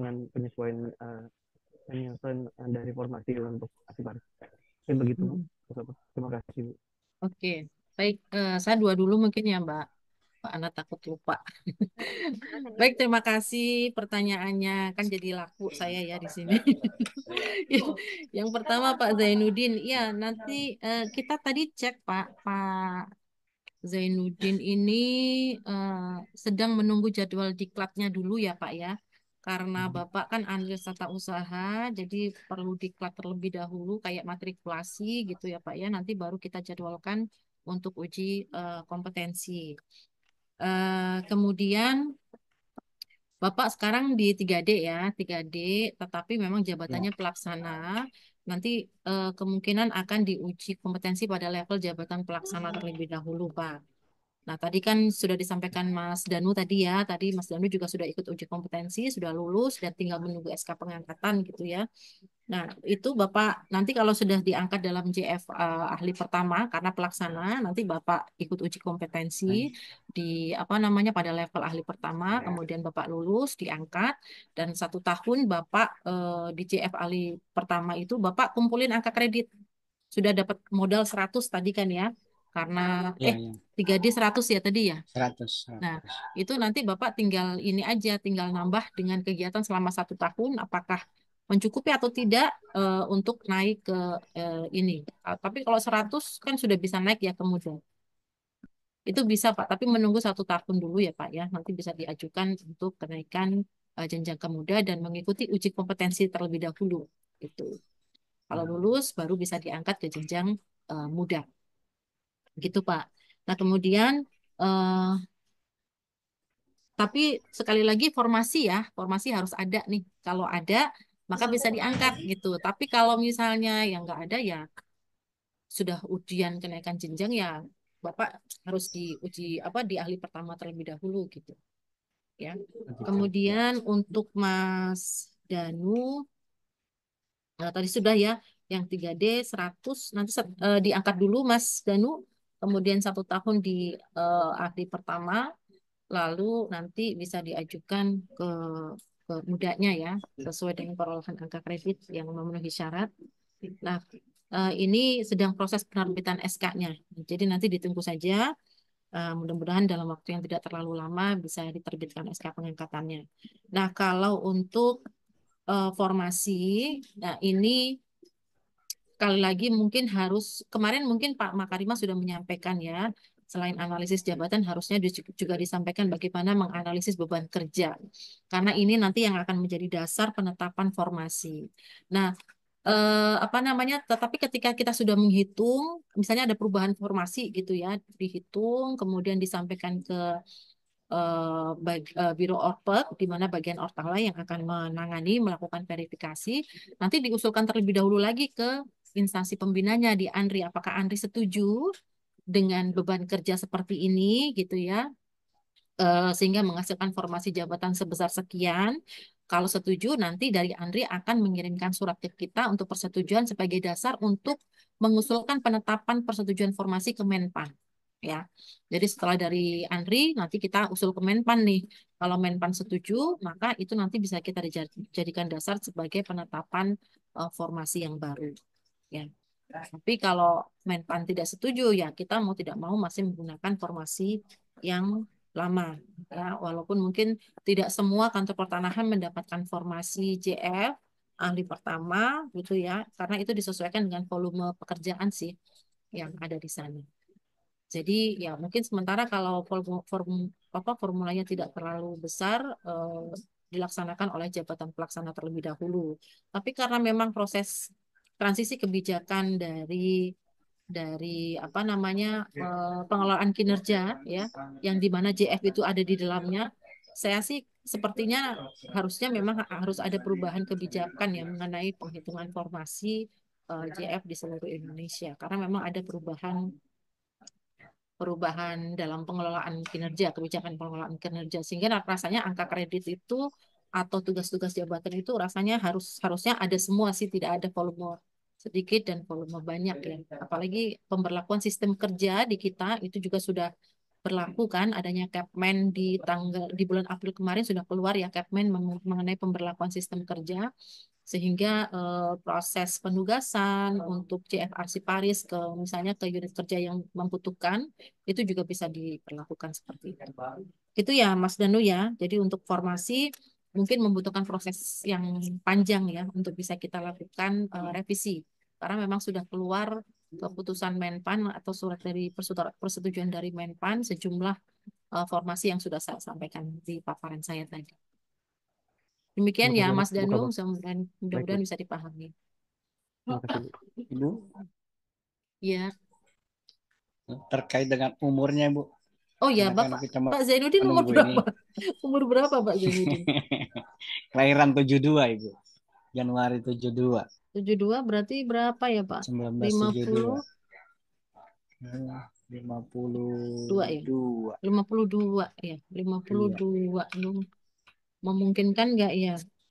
Masih Eh, menunggu. iya, Iya, masih menunggu ya Pak ya. Mudah-mudahan terkejar ya Pak ya. Udah masih nanti menunggu. nanti Iya. kita coba remind lagi lah ke Andri untuk khususnya untuk para peserta yang diusulkan mendekati batas usia ya paling tinggi untuk Usia. bisa Iya. diangkat ke JF Arsi Paris. Ya, nanti kita follow up Pak lebih lanjut Pak ya. Iya. Iya, ya. Makasih, Bu. Terima kasih Pak Zainuddin. Makasih. Ada lagi yang mau bertanya? Gini Bu, ini ada pertanyaan di kolom chat. Ya, Mungkin saya bacakan dulu ya Bu ya. ya. Yang pertama, izin bertanya. Saat ini pendidikan saya masih SMA dan menduduki JF Analis SDMA pertama hasil penyetaraan dengan pangkat 3B. Jika saya mengajukan perpindahan ke JF Arsi Paris, apakah posisinya di keahlian ahli pertama atau keterampilan, Bu? Oh, Saat ya. ini saya masih menempuh pendidikan untuk ke S1. Oke. Ada lagi? Ada lagi Ibu di bawahnya. Izin bertanya, untuk P3K Arsiparis masih belum tahu pengembangan karirnya ya Bu. Intinya pengembangan karir hanya bisa dilakukan untuk yang PNS gitu. Pak. Dari Kantah Prabu, Oh, P3K Halo. ya itu ya? iya betul. Lalu Oke. ini mau ditambah lagi Zoom. atau Ya, gimana? boleh satu lagi. Oke, boleh.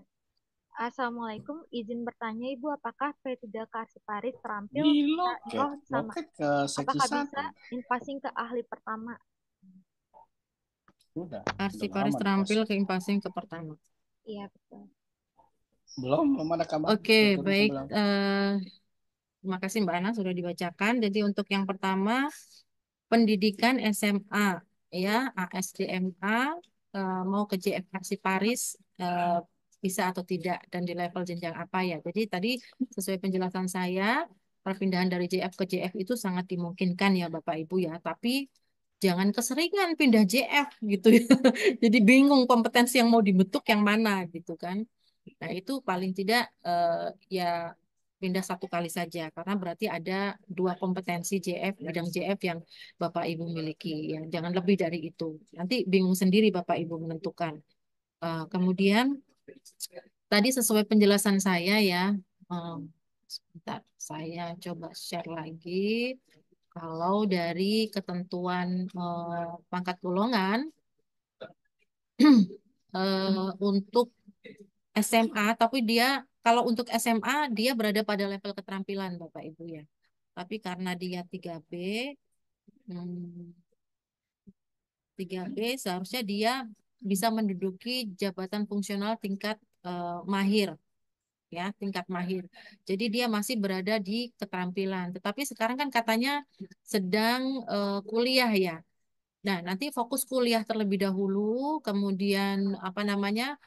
Apabila gelarnya itu sudah disesuaikan ya di status kepegawaiannya, maka bisa mengusulkan perpindahan ke JFRC Paris tingkat keahlian menggunakan jabatannya itu ya. Eh, tapi izin ini kan di sini ada Mbak Anggit ya. Mbak Anggit kalau angka kreditnya apakah yang terampil itu bisa dipakai ya untuk keahlian ya atau dari nol ya? Baik, Ibu, untuk kasus Ibunya tadi kan saat ini pendidikan masih SMA. Kalau untuk SMA ke Arsiparis kan masih belum bisa, karena untuk Arsiparis pendidikan minimal harus D3. Oh iya Jadi D3 mungkin minimal D3. Ibunya kuliahnya diselesaikan dulu. Nanti setelah S1-nya lulus, silahkan di cantum izin pencantuman gelarnya, baru nanti perpindahan ke Arsiparis. Nanti perpindahan antar JF, angka kredit pasti akan langsung ke jenjang pertama. Angka kredit di jabatan fungsional sebelumnya nanti akan ikut di jabatan fungsional yang barunya. Seperti itu. Oke, itu ya untuk pertanyaan pertama ya sudah dijawab sama Bu Anggit ya. Minimal D3, saya lupa tadi. Minimal D3, jadi kalau SMA belum bisa. Jadi fokus diselesaikan dulu kuliahnya ya. Kemudian untuk P3K Arsiparis, pengembangan karirnya seperti apa ya? Nah, kalau ini kita menunggu kebijakan lebih lanjut ya. Apakah dia bisa naik jenjang atau tidak gitu ya. Bu Anggit, kalau di ada ketentuan baru nggak mengenai P3K untuk bisa naik jenjang? Baik Ibu, kalau untuk ke P3K untuk konsep sampai dengan saat ini masih P3K itu kan basicnya kontrak ya Ibu ya. Dia dikontrak Mm-mm. untuk mengisi jabatan tersebut. Jadi kalau untuk alih jabatan mungkin untuk naik jenjang ya nanti ketika ada seleksi di JF Arsiparis Muda katakanlah nanti ikut waktu seleksi pengisian formasi JF Analis Muda. Jadi untuk karirnya sehingga saat ini untuk konsep P3K belum karena yang bersangkutan dikontrak untuk menyelesaikan pekerjaan di jenjang jabatan tersebut. Tapi kalau Iya, untuk ke depannya kita belum tahu nanti setelah Undang-Undang ASN yang baru akan seperti apa. iya, iya. Jadi itu ya, kalau untuk P3K mungkin kita menunggu kebijakan lebih lanjut. Kemudian yang ketiga tadi apa Mbak Ana? Arsiparis terampil apa tadi ya? Iya, betul. Kenaikan jabatan Arsiparis terampil ke ahli pertama, tapi Oh, ke P3K. ahli pertama. Iya, Kalau kalau naik jenjang itu nggak boleh lompat begitu, harus harus sesuai dengan jenjang di atasnya dulu gitu kan. Kalau tadi kan untuk terampil dia harus naik dulu ke mahir ya. Tapi mahir itu ininya pangkat golongannya sama sih 3A sampai 3B gitu ya. Eh, Jumlah angka kreditnya pun sama gitu kan. Nanti baru setelah itu penyelia gitu. Penyelia. Nah, seperti itu. Jadi nggak bisa langsung loncat ke ahli pertama, nggak bisa. Gitu kan ya Bu Anggit ya? Saya coba pastikan ke Bu Anggit nih. Iya, izin menambahkan Ibu. Kalau saat ini masih terampil, ingin pertama otomatis pendidikannya S1-nya sudah disesuaikan.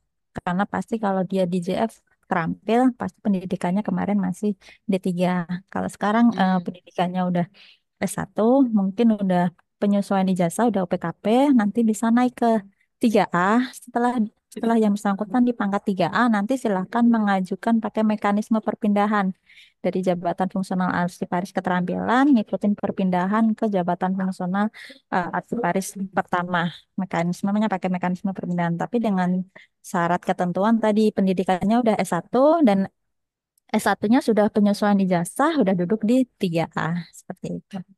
Ya, jadi memang syaratnya kalau keahlian itu harus sarjana. Tapi yang sudah diakui ya oleh oleh instansi ya, oleh kementerian kita yaitu pencatuman gelar atau lulus PKP. Itu baru bisa mengajukan perpindahan ke keahlian. Itu ya. Ada lagi Mbak Ana?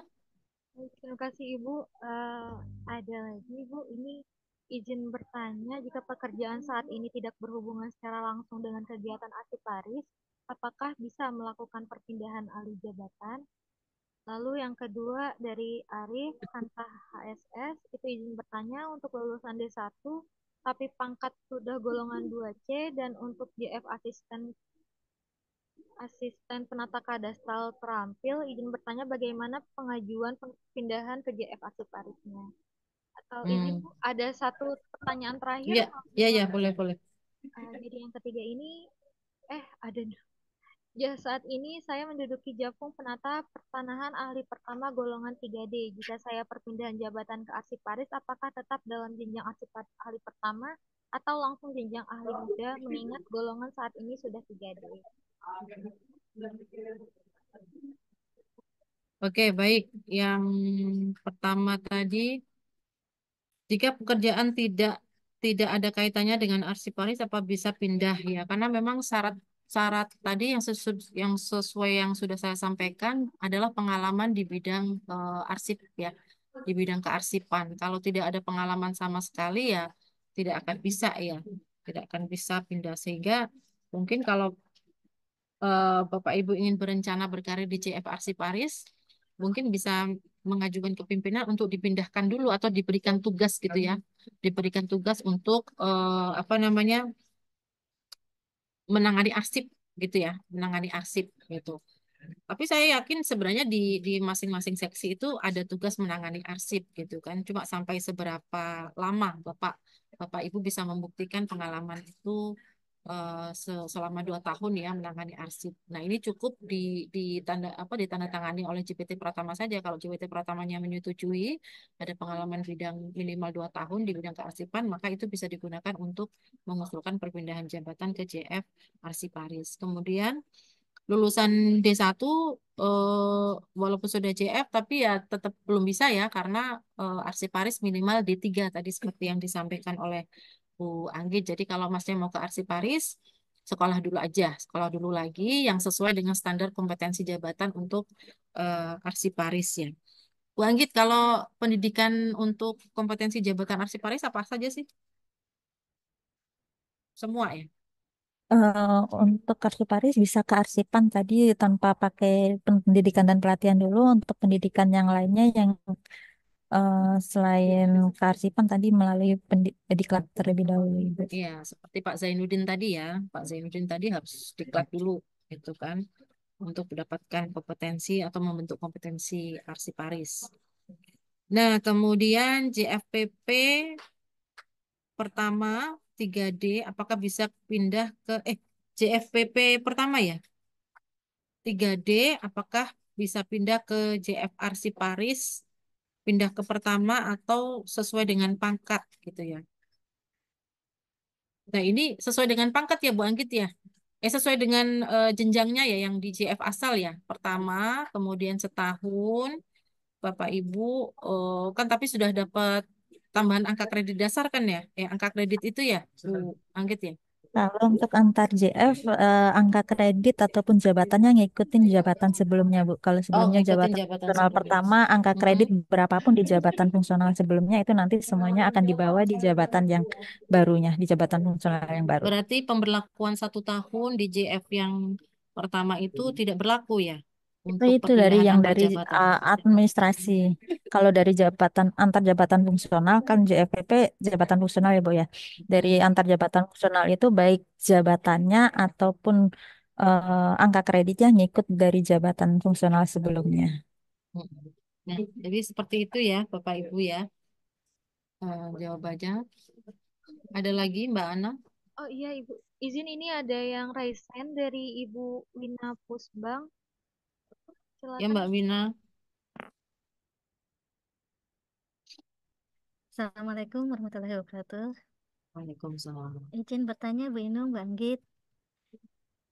Tadi saya juga sempat nanya yang ini di kolom chat terkait yang jika memang tidak tidak berkaitan langsung dengan kearsipan karena memang itu tulisnya ada di TU ya Bu ya, Jin. Mm-mm. Nah kebetulan saat ini kan saya sudah 4A nih Bu. Nah tapi belum ada jabatan fungsional gitu. Jadi ini lumayan tertarik juga untuk jadi arsiparis itu apakah bisa perpindahan jabatan atau bagaimana? Apa memang harus ada penugasan dulu ke TU dulu atau seperti apa gitu, Bu? Terima kasih. Iya. Eh, m- Coba Bu Anggit kalau pengalaman bidang kearsipan apa yang bisa dipakai ya? Biasanya kan kalau di TU itu kan ada terkait pengarsipan itu bisa dalam bentuk penugasan saja sih, Bu. Dalam bentuk Kayaknya penugasan bagi baik surat tugas ataupun nanti dalam SKP-nya itu nanti pimpinan yang menyatakan yang bersangkutan memiliki pengalaman 2 tahun. Tapi nanti untuk menunjang agar uji kompetensinya dapat digali ke eh, kemampuan di bidang arsiparisnya mungkin dibanyakin untuk ikut pelatihan terkait teknis arsiparisnya, Ibu. Terkait iya. teknis pengarsipan dinamis atau sebagainya itu nanti yang akan lebih digali untuk uji kompetensi teknis ini. Iya, karena memang Tanggal arsip berapa? itu kan Kapan? menyertai setiap kegiatan pekerjaannya yang dilakukan oleh teman-teman. Cuman nggak nyadar kalau itu sebenarnya kegiatan terkait pengarsipan. Tetapi harus dibentuk kompetensinya juga, Mbak Wina. Jadi dalam mengarsipkan itu ada proses arsip dinamis sampai dengan arsip statis, terus bagaimana penciptaan arsip. Nah, materi-materi substansi yang membentuk kompetensi itu yang harus didalami terlebih dahulu. Itu. Jadi nggak masalah Mbak Wina kalau misalnya mau daftar gitu kan. Tapi yang perlu dibentuk adalah kompetensi mengenai arsipnya ini. Karena kan sebelumnya arsip itu kan hanya penyerta saja di kegiatan yang dilakukan oleh Mbak Wina ya. Nah itu yang harus dipelajari dulu sama Mbak Wina. Masalah pengalaman 2 tahun harusnya ada. Dan cukup tanda tangan dari CPT Pratama saja yang menyatakan ada pengalaman di bidang kearsipan gitu. Tapi kompetensinya nanti ketika ikut uji kompetensi, apakah sanggup? Nah itu yang secara real harusnya menunjukkan kemampuan Mbak Wina untuk arsip-arsip itu di situ. Izin Ibu, ini berarti kalau cukup pernyataan dari DPT DPT pertamanya aja, Pratama, iya. DPT Pratama aja bahwa itu sudah melakukan kegiatan Pengalaman 2 tahun. pengalaman 2 tahun ya. Itu harus Iya. ada bukti, misalnya kayak tadi yang disampaikan Ya, soal SKP itu kalau bisa SKP ya SKP aja dituangkan ya. dituangkan di dalam Tugas SKP tambahan ada seperti itu ya Bu ya. iya, Yes. paling tidak itu menunjukkan pengalamannya juga. Ya, terima kasih Bu Inung, Bang Anggit. Oke, Bu Sami. Izin buka bab. Ingin Ya, bertanya Ibu. Mbak Anggit ya, izin Mbak. Ya, ya. ya mohon izin Ibu. Saya contohnya saya Ibu saya juga eh ada keminatan ketertarikan menjadi arsiparis. Nah, untuk saya sendiri Ibu karena saya ini sebagai pejabat pengawas, berarti nanti ketika saya uji kompetensi ini saya menjadi JF ahli Muda, pertama apa muda Bu? muda. Muda. Muda. Ya. Lalu setelah itu saya untuk karena saya bukan dari Karsipan Ibu, karena saya ini dari teknis ya, dari geografi, apakah memang untuk naik jenjang itu akan lebih mudah? Apa memang saya harus mengambil sekolah juga tentang kearsipan? Karena saya pernah dengar isu teman-teman Andri itu untuk kenaikan jenjang itu agak sulit ketika kita bukan dari ilmu kearsipan murni atau mungkin perpustakaan ya. Ya, seperti itu Ibu. Apakah saya memang harus sekolah lagi untuk yang terkait bidang kearsipan, mungkin ambil S2, baru nanti saya bisa naik jenjang, atau nanti mudah saja tidak harus karena tidak dari kearsipan itu tetap bisa uji kompetensi untuk kenaikan atau bagaimana ya Bu? Mohon pencerahannya. Terima kasih Ibu Tabal, Ya. Mbak Gimana Anggi. Bu Anggit? Struktural kearsipan harusnya bisa ya Bu Anggit ya? Kalau untuk perpindahannya harusnya tetap bisa. Nanti yang di non non kearsipan itu tadi kan pakai diklat terlebih dahulu. Nah, kalau untuk kenaikan jenjangnya kemadiannya saya belum mendalami lebih lanjut apakah untuk kemadiannya sendiri ada mensyaratkan kualifikasi pendidikan tertentu. Tapi sejauh yang saya tahu sepertinya belum belum ada. Saya nggak tahu kalau kebijakan yang lain ya. JF lain Ada sih nggak beberapa ada ya. ada beberapa JF yang memang mensyaratkan kalau Muhammadiyah harus S2 apa sesuai teknisnya itu. Ada JF yang tidak mensyaratkan itu. Nah, kalau untuk Archipari sendiri saya belum mendalamin lebih lanjut lagi terkait eh, syarat khusus untuk pendidikannya di jenjang madianya, apakah ada atau enggaknya. Biasanya kalau memang nggak mensyaratkan itu ya mungkin paling nanti akan didahulin dulu dengan diklat kenaikan jenjang baru nanti uji kompetensi kenaikan jenjangnya. Harusnya antara penilaian kompetensi uji kompetensi untuk naik jenjang ataupun perpindahan harusnya karena yang dituju di level yang sama harusnya tingkat kesulitannya harusnya sama baik dari administrator ke media ataupun dari muda ke media. Cuman kan pengalaman eh, kegiatannya itu yang mungkin lebih lebih lebih apa ya, yang lebih lebih dalam lagi kompetensi yang digalinya itu. Itu sih pemahaman saya, Mbak. Baik, baik, Mbak. Makasih, Mbak. Makasih, Ibu. Ya Mbak. Kuliah lagi ya Mbak Tias? Iya, Bu. Siap, Bu. Usulin perpindahan dulu aja kalau gitu, Mbak Tias. Karena jenjangnya masih. Perpindahan dulu. Siap, siap, siap, Ibu. Oke, ada lagi Mbak Ana? Ada pertanyaan terakhir nih Ibu dari kolom chat. Dari Humas Kanwil Provinsi Aceh, Bu Inung, kalau sudah pernah ikut diklat arsip dinamis, langkah selanjutnya apa lagi ya Bu? Tingkat arsip dinamis itu ini ya, Bu Anggit ya, syarat untuk ini ya. Baik, untuk diklat arsip dinamis itu nanti kan sertifikat diklatnya itu nanti bisa jadi portofolio. Tadi kalau nggak salah dijelasin sama Bu Kabak terkait uji kompetensinya ada tertulis, ada wawancara, ada portofolio. Nah itu nanti bisa sebagai salah satu portofolio Bapak Ibu untuk menunjukkan kompetensi Bapak Ibu di bidang kearsipan. Itu ya, Mas Aceh. Bisa langsung diusulin aja kalau sudah ada sertifikatnya. Oke, baik. Terima kasih Ibu Inung dan mohon maaf nih baru nyampain selamat datang dan selamat bergabung Ibu Kasubag Karir Jabatan Pegawai Bu Anggit Wahyu Nur Handini Eskom. Mohon maaf baru menyambut. Eh, Mungkin ada pertanyaan lagi atau gimana ya Bapak Ibu? Kalau sudah cukup mungkin mungkin bisa kita akhiri kali ya Bu ya.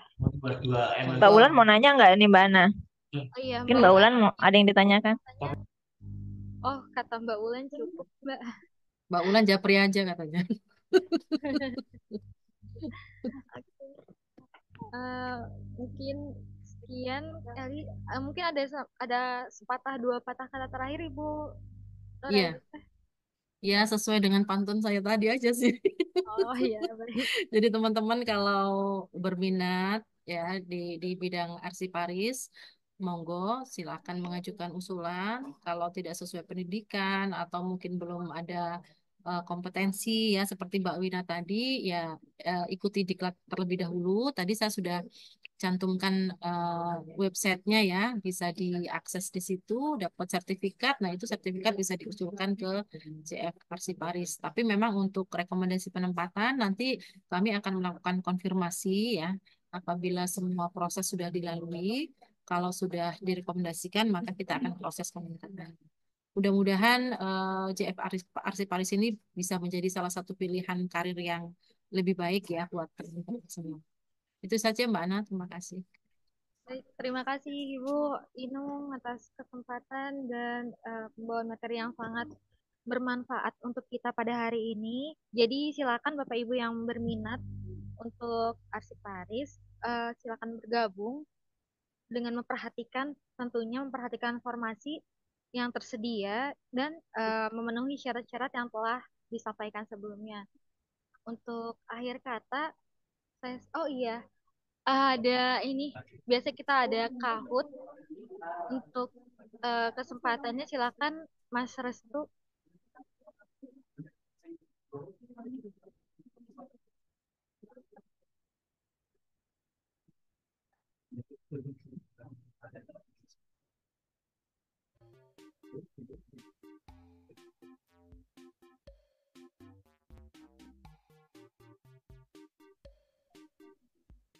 Silakan bergabung di game Kahoot Bapak Ibu untuk mendalami lagi nih yang materi tadi itu isinya apa aja sih?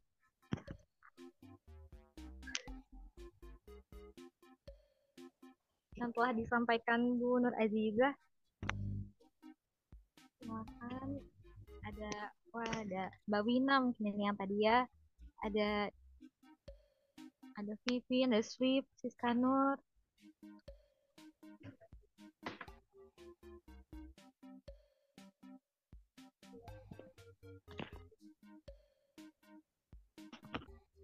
Game pinnya adalah 5470410. Silakan dibuka web Kahoot-nya www.kahoot.it atau menggunakan Kahoot app dengan PIN 5470410. Untuk tadi presensi kodenya adalah 2451. Bagi Bapak Ibu yang belum mengisi presensi, silakan mengisi presensi dulu terlebih dahulu dengan kode 2451.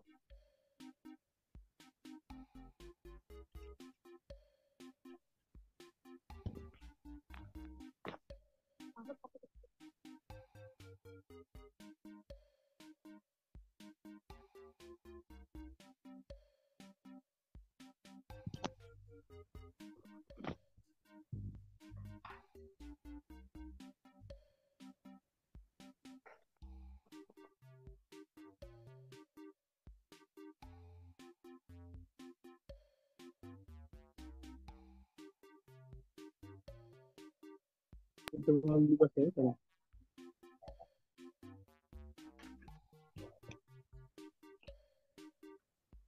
Yuk baru gabung yuk, baru 64 orang.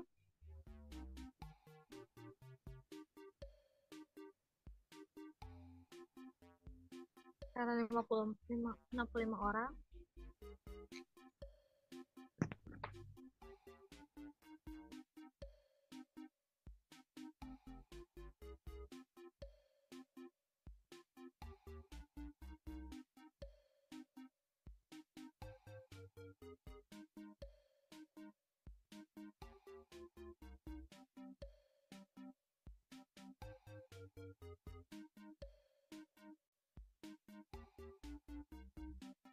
Kami tunggu 2 menit lagi ya Ibu. Yang mau bergabung, Bapak Ibu yang mau bergabung.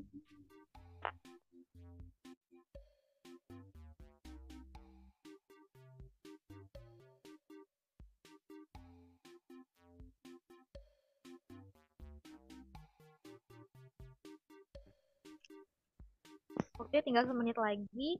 Silakan yang masih mau bergabung.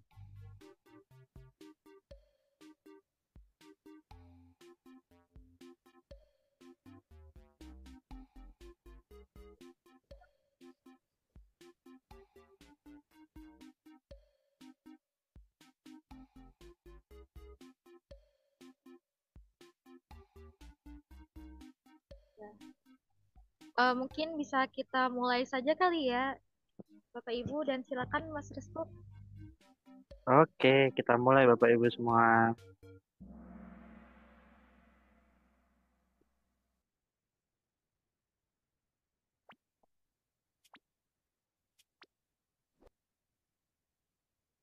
Ya, untuk soal yang pertama, silakan disimak Bapak Ibu sekalian.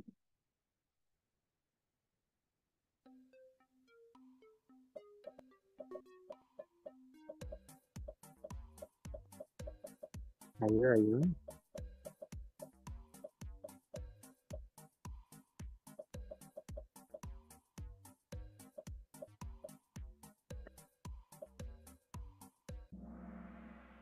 Wah, banyak yang terkecoh sepertinya. Lanjut, Bapak Ibu semua. Oke, pemenangnya. Oh, ada SWIP. Siapa nih SWIP? Yuk, kita lanjut. Soal kedua, Bapak Ibu semua.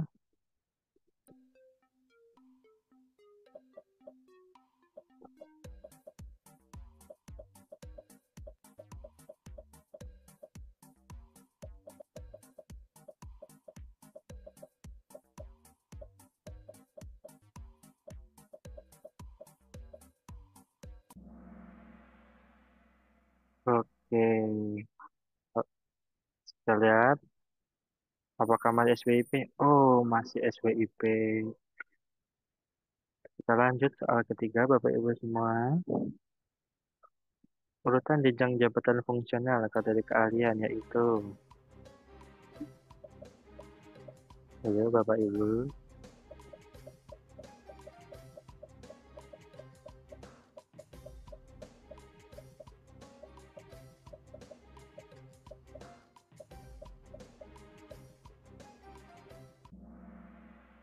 Iya, banyak yang benar ternyata. Kita lanjut. Oh, SWP masih di atas. Kita berikutnya.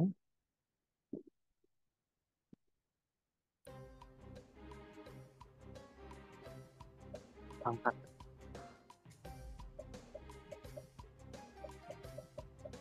Angkatan itu. Angkatan itu.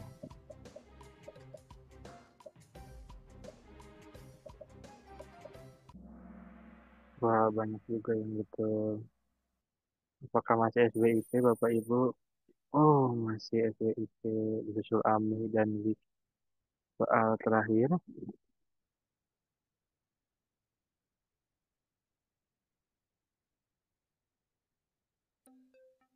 Itu ini merupakan persyaratan yang ketentuan perpindahan jabatan ke dalam JFRC Paris kecuali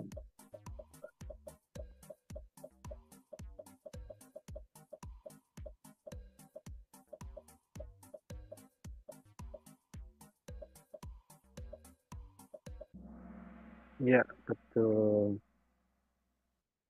Siapakah pemenangnya? Kita lihat. Juara 3 dengan poin 363,5 ada Tiara. Juara 2 dengan poin 371 ada Ami. Dan juara 1 dengan poin 4.296. Siapakah dia? Jeng jeng. Iya, SWIP. Selamat untuk SWIP. Untuk hadiahnya. Ya, terima kasih telah mengikuti partisipasi. Itu hadiahnya. Ya, terima kasih semua Mbak Ana. Oke, terima kasih Mas Restu.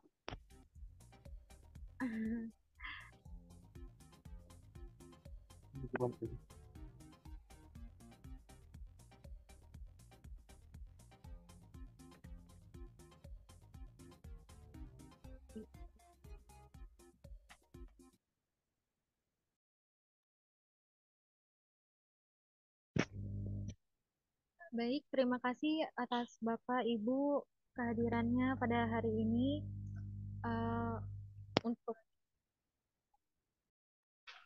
Untuk ada pertanyaan lebih lanjut, silakan bertanya pada grup kearsipan. Karena pada saat ini waktu sudah menunjukkan pukul 12 kurang 2 menit. Oleh karena itu, sesi mabar pada hari ini saya tutup dulu. Jangan lupa untuk Bapak Ibu mengisi presensi di link PPSDM dengan kode 2451. Saya cukupkan. Terima kasih. Wassalamualaikum warahmatullahi. Oh ya, sebelum itu mau foto salam arsip dulu Bapak Ibu, mohon maaf. Silakan dibuka kameranya.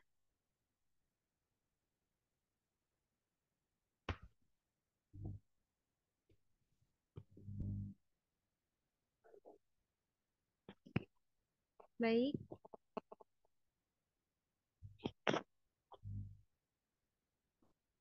Terus tuh boleh minta tolong diambil fotonya. Baik, silakan diaktifkan dulu kameranya. Saya hitung ya Bapak Ibu. Silakan salam arsipnya bentuk segitiga. 1, 2, 3. Lanjut. 1, 2, 3. Lanjut. 1, 2, 3. Lanjut. 1, 2, 3. Dah. Terima kasih Bapak Ibu. Terima kasih. Kami cukupkan hari ini. Atas kesalahan mohon maaf dari saya pribadi. Dan terima kasih atas partisipasinya. Wassalamualaikum warahmatullahi wabarakatuh. Waalaikumsalam.